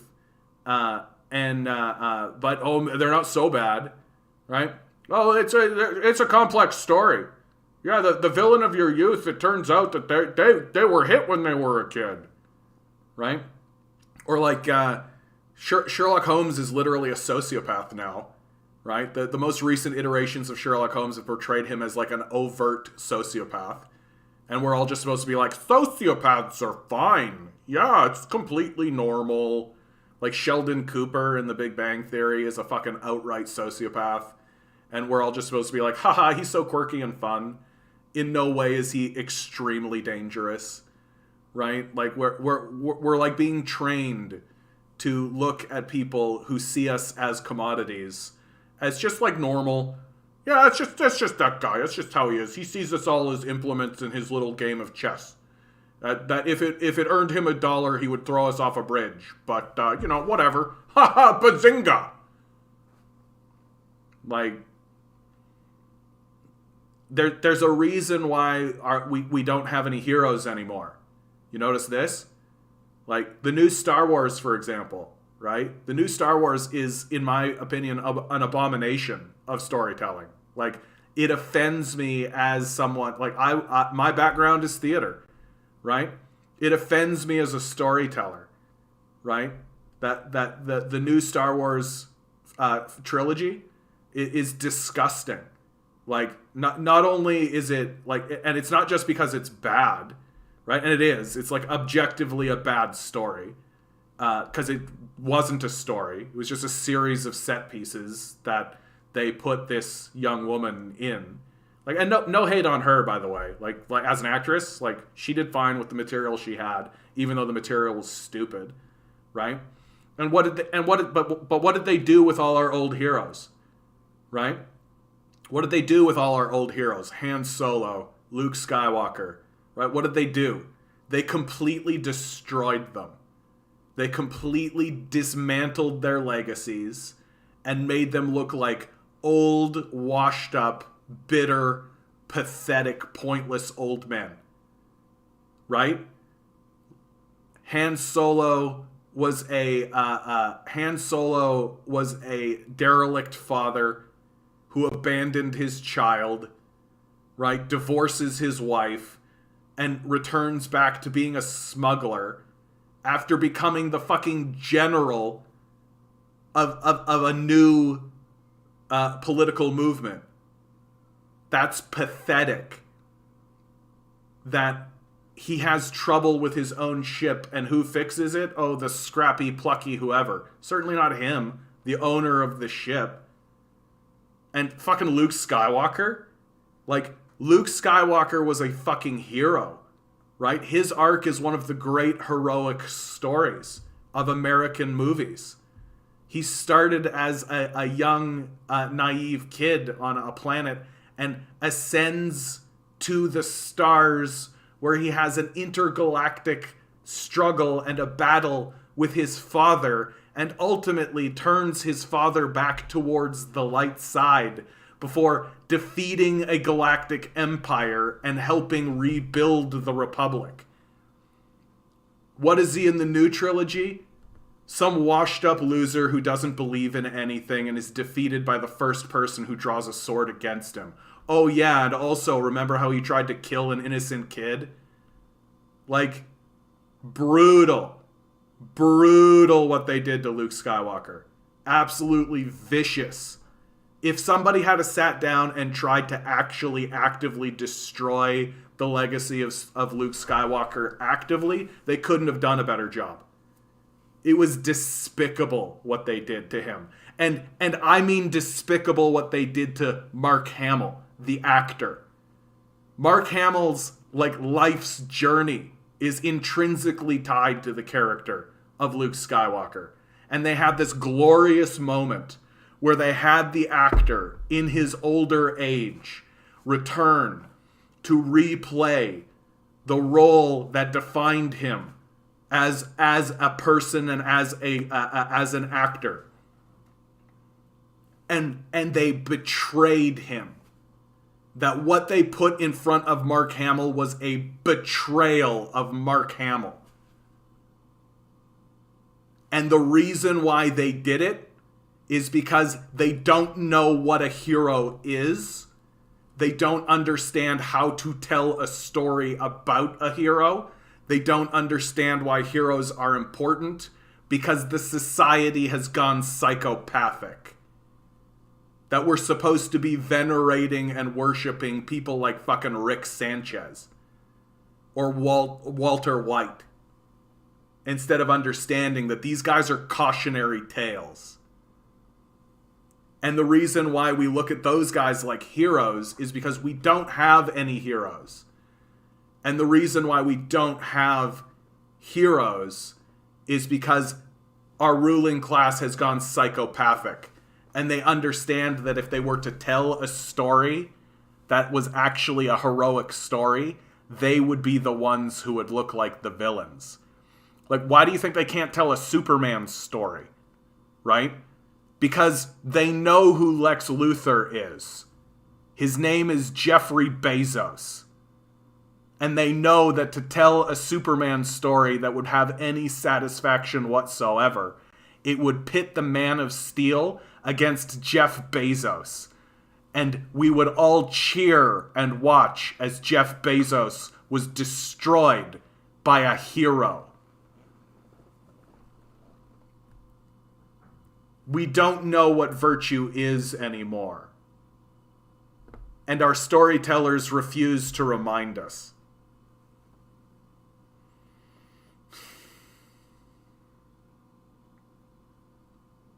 Like, we can't take a leak outside without riding a stand-up comedian's shoes. Do we really need to rehabilitate the rapists? Yeah. Just cross the sequel off as not canon. To me, the great sin is that they had the actors, right? They had the actors. They had this moment, and they betrayed them.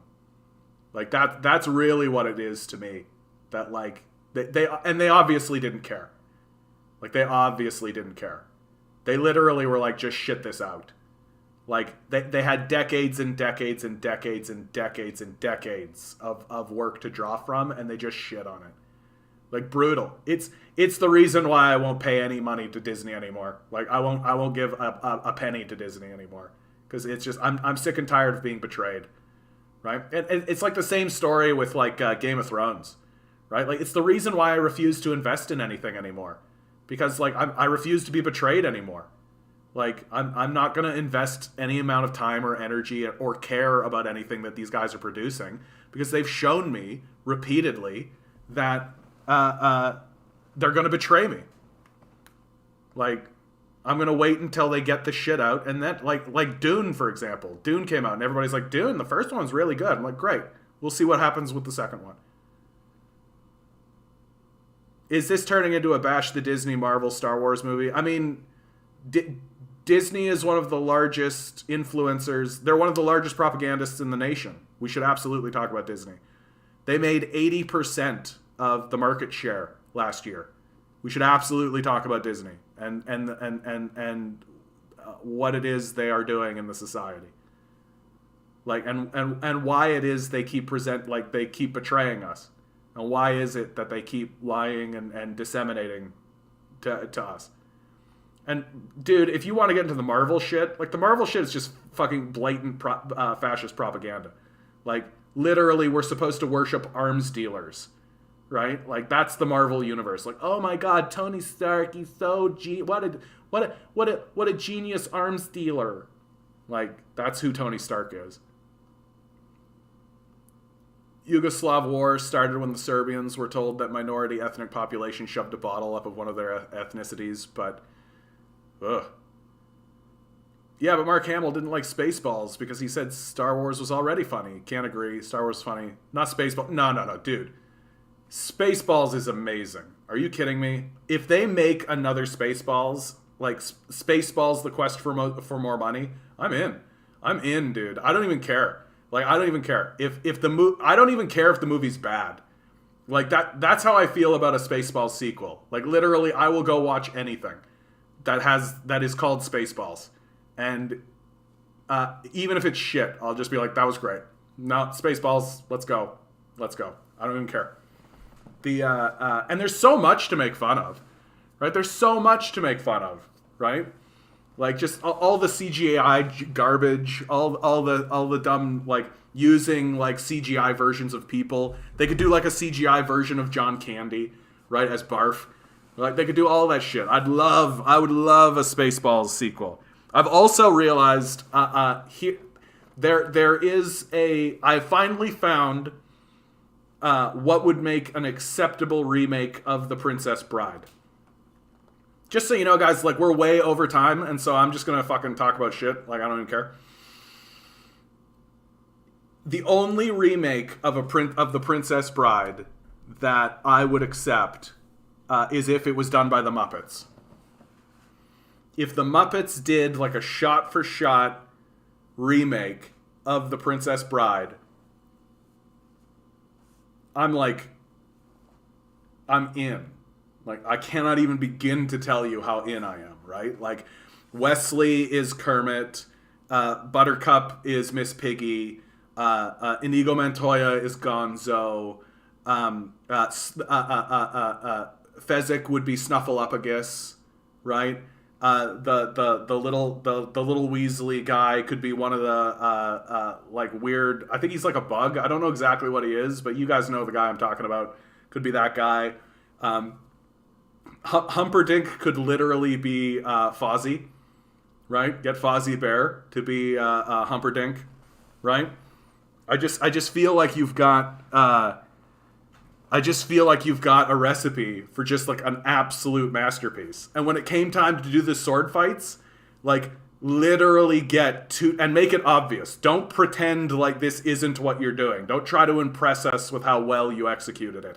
Literally get two sword fighters and put the masks on them and have them do the sword fight. I would just be like, I'm done. Let's go. Let's fucking go. Like, make it as obvious as possible that these are not Muppets, but here's a sick sword fight. And I'd be like, yes, Queen, yes, let's go, right? And just the same movie. No bullshit. Like, maybe add some waka wakas or any of that kind of stuff. Maybe have a couple of jokes.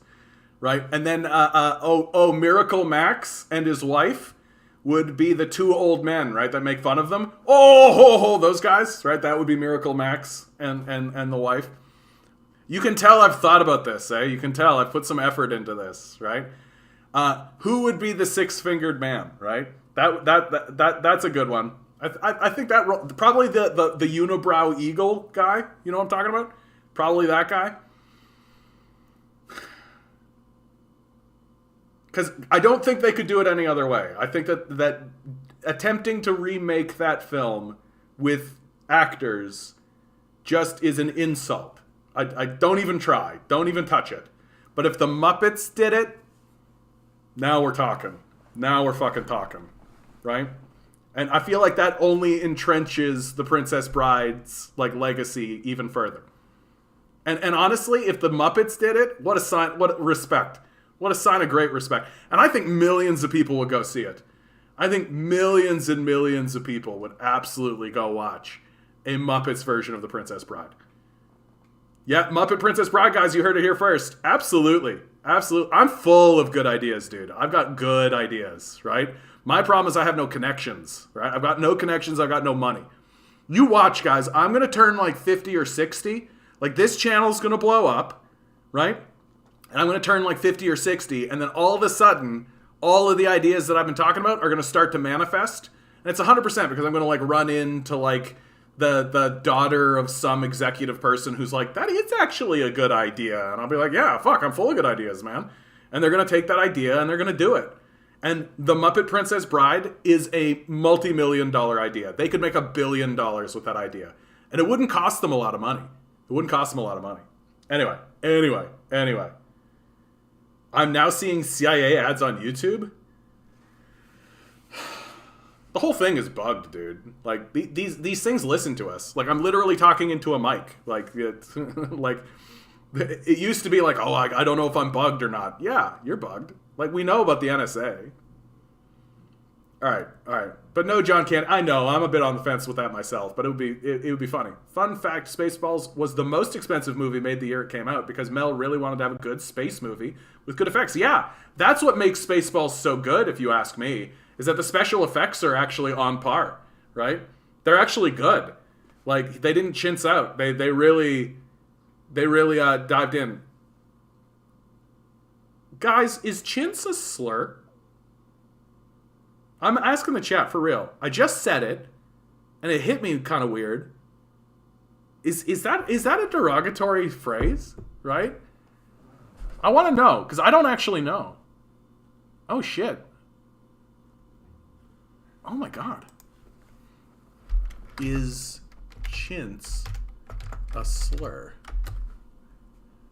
No. How do I search this even? Like, how do I even spell this? Chintz?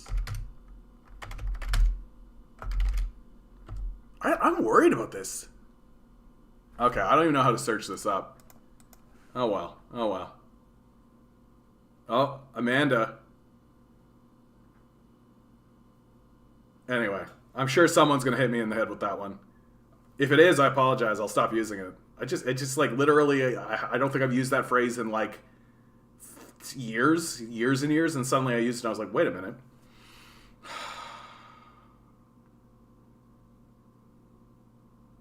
It's fun. It's fun to do this show, man. It's fun to do the show. My favorite is when I step in something on the stream. Make myself look like an asshole. So I probably just made myself look like an asshole right there.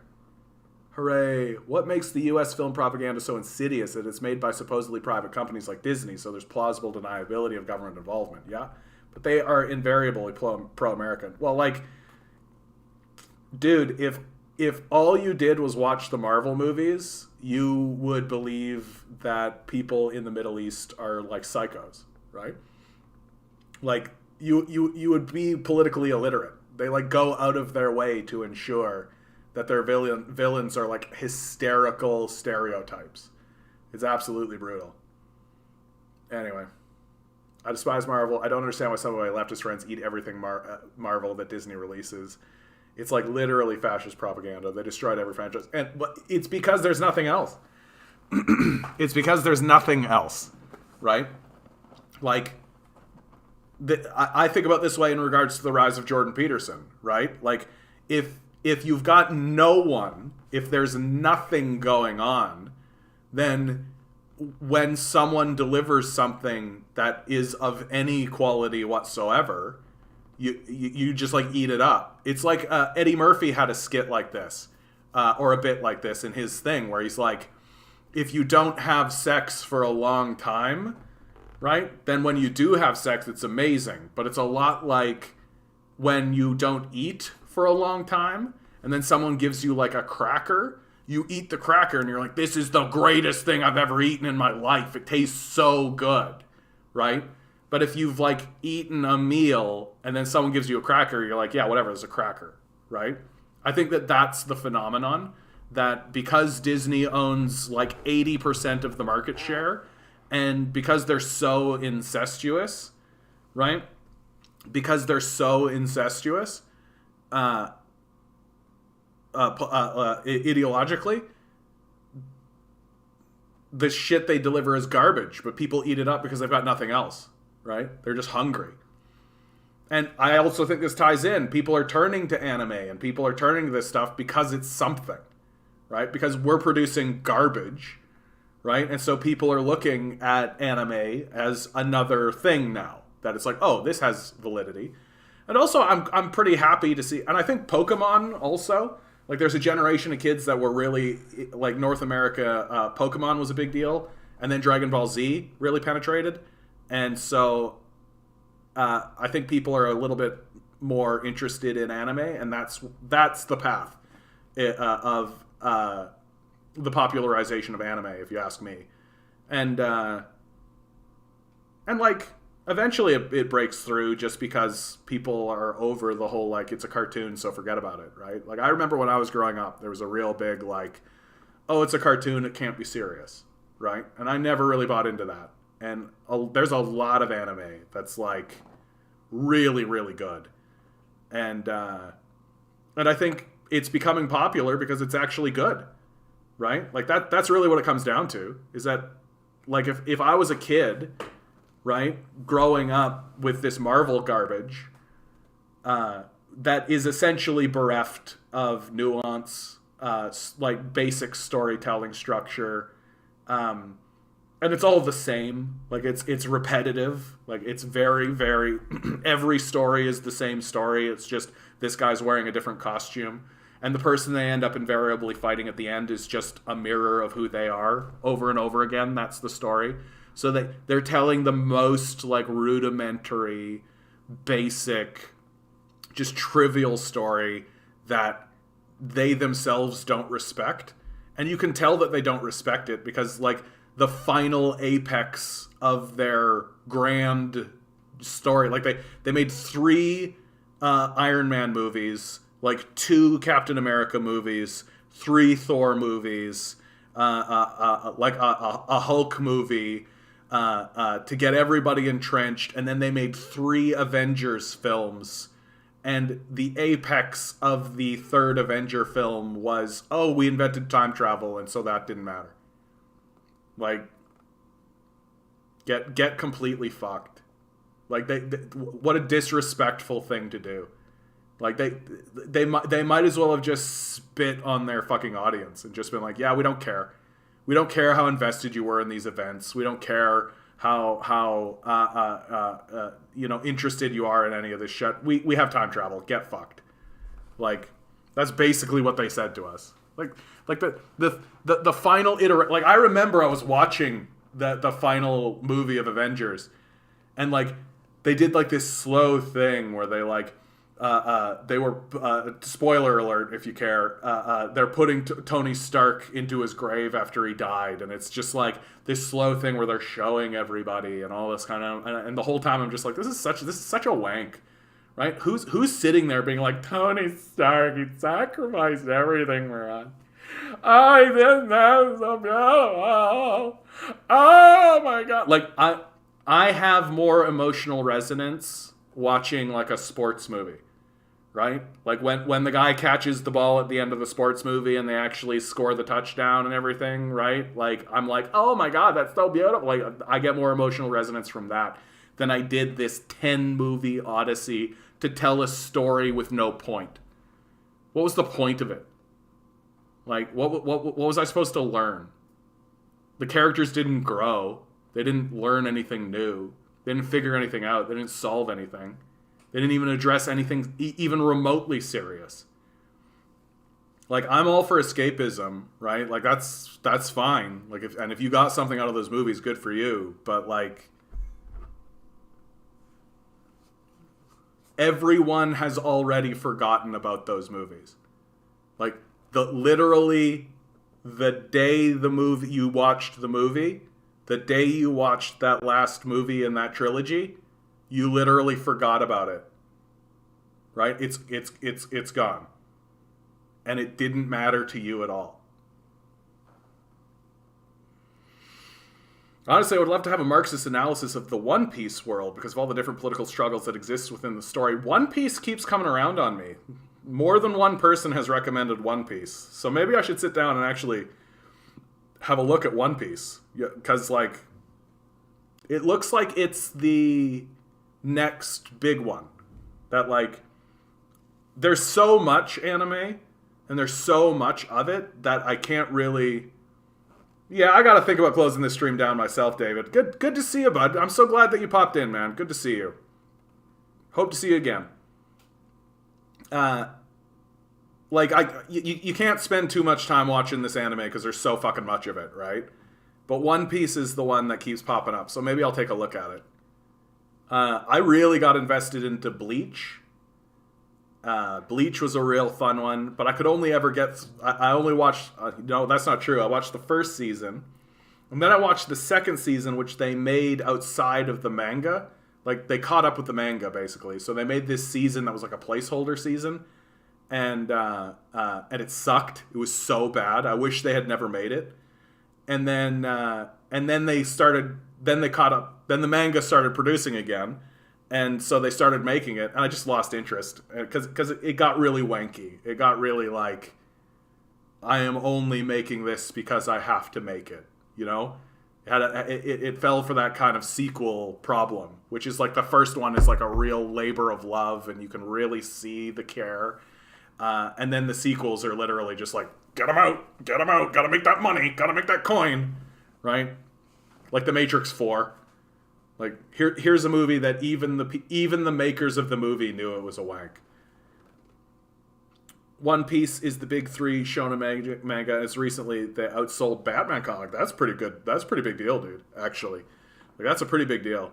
Yeah, and I've been seeing a lot about it, so I should invest some time. I should take some time. But honestly, anime has this real thing, and it seems like it's built into the culture, and I really hate it. Where they make episodes that are supposed to be garbage on purpose. Like, they make an episode that's all like an all chibi episode or something, right? Like it's all just like total garbage.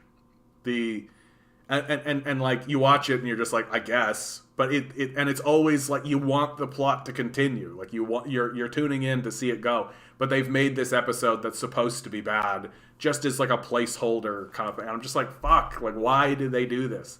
And it just seems like it's always the case. And it's been going on for 20 years, but just a warning, there's 1,039 chapters. This is what I'm talking about. This is what I'm talking about, bro. Like, come on. Like, no, I don't want to do that. Like, I don't. And anime, like, Dragon Ball was exactly like this, right? Like, Dragon Ball, like, it has this sort of funny, like, we make fun of it because a guy starts charging up and he's like, oh, and he starts doing that. And then, like, the joke is that it's, like, the whole episode. He's, like, charging up for a full episode. And then, like, no, next time on Dragon Ball Z. And you're like, what? He was just charging up the whole time? And it's everybody, like, responding to it. And I've gone back and watched some of that Dragon Ball Z stuff. And that's actually pretty close. Like, it's pretty close to the truth. That, like, one episode is just, like, Goku charging up into Super Saiyan mode. Everybody's reaction to it. Conversations surrounding it, people looking from the distance as the light shines up, all that stuff, the build up, the coming into the thing, and then he turns into the Super Saiyan and the episode ends, and you're like, I can't believe it. It was actually accurate. It's like, that's exactly what anime does. It does that shit all the time. And I can't imagine what it would be like being like a kid watching Dragon Ball Z and sitting down and being like, oh man, Goku, he's gonna fight, and oh my god, and he's like, and then he starts powering up and you're like, oh my god, and then that's the whole fucking episode, and then you gotta wait another week to get back into it, and it's just like, fuck, fuck, dude. Like, I can't imagine what that must have been like. And like, how many episodes are there? How many episodes in the series, bud? You watch the entire series 3 times, and you're going to do a 4th round? Shit.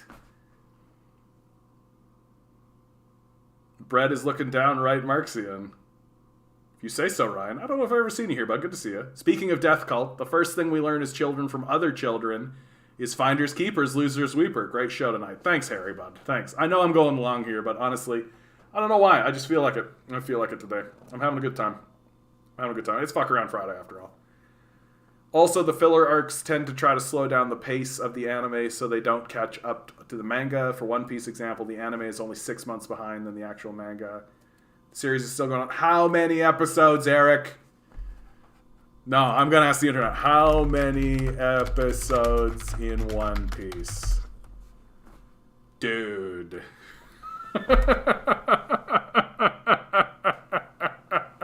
Dude, Bleach was only 366. Dude.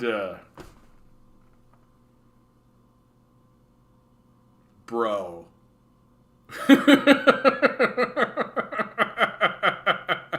Like, Pokemon is 1,000. Like, this is like right under, and you're telling me it's still going? Bro.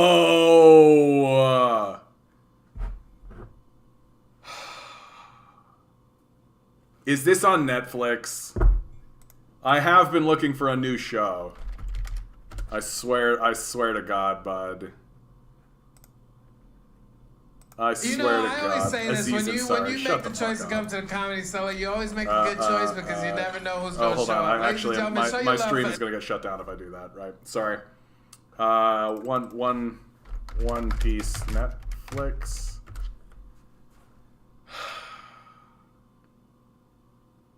They're doing a live action, which is going to be awful. Not the whole thing.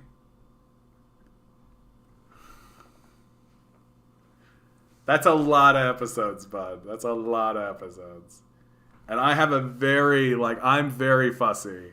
I'm ridiculously fussy. Like, and I will tune out of things just because of reasons that are, like, out of control of the storyteller. Like, I'm very, very fussy. Well, I mean, you can gather that, I suppose. I will check this out, though. I will check this out. I think part of the reason why I haven't, like, been so over the moon about One Piece is just because I look at the protagonist and I'm not, like, drawn in. Do you know what I mean? Like I take a look at this, just this picture, and I'm not, like, immediately, like nothing here. This guy looks pretty fucking cool, though. I'll give you that. Like, this guy, I'm like, what's this guy's story? Right? Like, I'm interested in that. I get really attached to, like, I get really attached to a single character. Like, in Bleach, it was Zerakai. I loved Zerakai. His whole story about how he's one of the lieutenants of the Soul Society because he's just so latently powerful. He just has a lot of energy. He's got, like, psychic energy. I found his character to be fascinating for that reason. Like, he's not trained. He doesn't know anything. He has no ties to anyone. He's not politically motivated. None of that. He literally is just so powerful that they let him be the lieutenant because no one wants to fight him. And it's just like, well, there he is. Bleach final season is coming out this year. I can't believe that Bleach hasn't already finished. I dumped out of it, man. When Ichigo went to the underworld, or I forget the name of it, but when he went to the underworld, it got really tedious, and I just lost interest. Especially given how cool the Soul Society was. Like, his introduction into the Soul Society and his constant, like, ascension. He was, like, constantly ascending the ranks of the Soul Society and growing and learning more and all this kind of stuff. And his fight against Zerakai, in my mind, is, like, what is emblematic of what made that show so good. That, like, that Zerakai Ichigo confronts Zerakai and realizes that he can't even hurt Zerakai. That he can't, like, he hits Zerakai completely with the sword, and he just cannot hurt him. And that whole moment of fear and realization and recognition. And then when he finally gets through it and he does hurt Zerakai, and then Zerakai removes his eye patch, which is siphoning away his power so that he can get to his full power. And then Zerakai's moment when he is defeated by Ichigo, where he starts to talk to his sword for the first time because he hasn't yet unlocked his Bankai. This is so fucking nerdy. But I love it. And so that hints at the idea that Zerakai is at some point going to unlock his Bankai, and I'm just like, that's fucking interesting, dude. Zerakai's such an interesting character to me, dude. Like, and that's the type of shit that I get really attached to. I get really attached to, like, an interesting texture, like a character that has a lot of texture, that you can see that there's a lot of history. There's a lot of mystery surrounding a character like that. I feel like storytellers do a disservice when they remove the mystery, right? That characters should just be mysterious. I feel that if you're going to remove the mystery surrounding a character, you gotta be real delicate, because the mystery is part of what makes a lot of these characters very interesting. Oda designed Luffy to be goofy, was done on purpose. Yeah. And as Bleach, it is known for the author got tired writing the story. Yeah. So it got worse as the later. So I think that that's right. Like, it's pretty apparent that that's the case. Like, I really wish that he had have just finished the story in Soul Society. I wish that when they uncovered the mystery, that it had have culminated into a final battle right then. And Ichigo had have just had the fight with that guy in that moment. Because that felt right. It felt right that, given Ichigo's journey, given his trajectory as a character and his growth, that, like, he basically unlocked everything there was to unlock. He ascended and became the powerful figure within the society, right? And uncovering the story, and then the villain got his moment to gloat. And then, but so instead of running, I wish there had have just been a final confrontation, and then that had have been the story, you know? And because it's pretty clear that the author got tired. Like, first of all, it took him forever to even go back to writing it, which is why they had to do like a whole season without him, and that season sucked. That season sucked, dude. Like, that season was awful. So many people told me to skip it, and I was just like, oh, I'll watch it anyway, right? And it was bad. Like, it was bad. Ugh. And then it got really clear, like, he went back to it, and it was, like, very grinding, very slow. The new characters that he introduced weren't particularly interesting. You know, you could really see there was, like, a lot of, like, I guess this will happen that happens. And so I just lost interest, because honestly, he lost interest. Why, if the storyteller's not interested, then why am I? Which is a goddamn shame. So I always tell people, watch season 1 of Bleach and just pretend that Ichigo defeats the villain at the end. And that's an extremely satisfying story. I was just thinking, imagine if someone was CIA and you converted them. And then they started to work against the CIA from inside and take down the entire national security state. Dude, that's a great movie. That's a great movie. That would be like a great Seth Rogen movie, right? That, like, I could be played by Seth Rogen, and the CIA agent would be like, oh, what's her name? What's her name? Oh, come on. Even someone like Amy Adams would be great, but she's although Seth Rogen. Anyway, so just like a beautiful young woman, right, would be the CIA agent, and then they could also be a love story, right? See, that's a brilliant idea, Adam. Fucking write that shit. The final saga of Bleach was Rush and was the worst saga. Yeah, I mean, nah. I don't think I'll ever go back to Bleach, which is a shame, because I've always been curious about Zerakai. Like I said, like I want to see him unlock his Bankai. I want to see that. But I just know that it won't be satisfying because the storyteller doesn't really care anymore. Like he's just kind of cashing the paycheck, which is a shame. Yeah, I'm like watching, I'm like looking at this, and I'm a bit like, like the token really big guy, right? This guy looks kind of wild, right? I bet this guy is actually more of a fringe side character that shows up, like Q in Star Trek. He just pops up from time to time, and when he pops up, everybody's like, this guy. Here's your chibi dude. Here's the dude going around that fucking annoys everybody all the time, right? There's your chibi guy. Bleach had that too. You won't have any problem with One Piece. Look at you. Really promoting One Piece, bud. Ugh. Stop doing live action adaptations, dude. They're doing a live action adaptation of Avatar: The Last Airbender. I don't think so. Like the casting actually looks good. Their casting choice for Uncle Iroh was really smart. They casted the dad from Kim's Convenience. I thought that was a really strong casting. He's got the right look. He's got the right type. He's also a really good actor. If you watch Kim's Convenience, you can see that he would play the Uncle Iroh character pretty well, right? And so I like. This is the only thing that's actually swung me back towards like I probably will watch it. Is that cast? That's a casting choice that's done with care and love, right?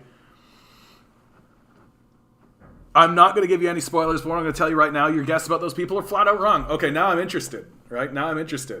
Because that tells me that this is going to subvert my expectations in a lot of ways, right? Like, part of the problem of having my background in, like, movies and in the storytelling industry is I can see through a lot of shit pretty easily. Like, about 30% of the way through a movie, I could tell you the ending of the movie most of the time. Like, I for sure have, like, sat down and watched movies with friends and then needed to go somewhere or do something, like, or just, like, go use the washroom or something, and people are like, oh, do you want us to pause it? I'm like, no, don't worry about it. And then, like, I've come back and I've just, like, poked my head in and taken a look at the screen, and somebody has, like, turned to me and been like, okay, so, and I'm just like, don't worry about it, right? Like, I know what's happening. Like, stories are not actually that complex, usually. Especially Hollywood stories, right? They're usually pretty straightforward. And, like, I remember when I was younger, my mom would say to me, I'd be like, hey, Ma, do you want to watch this movie? And she'd be like, oh, no, I already watched it. And I'd be like, what? It just came out. Like, how could you possibly watch it? She's like, oh, I saw the trailer. And I'd be like, Ma, you didn't watch it then. But as I've gotten older, I'm like, yeah, I've seen the trailer. Like, I've seen that movie. Like, I know what happens in that movie.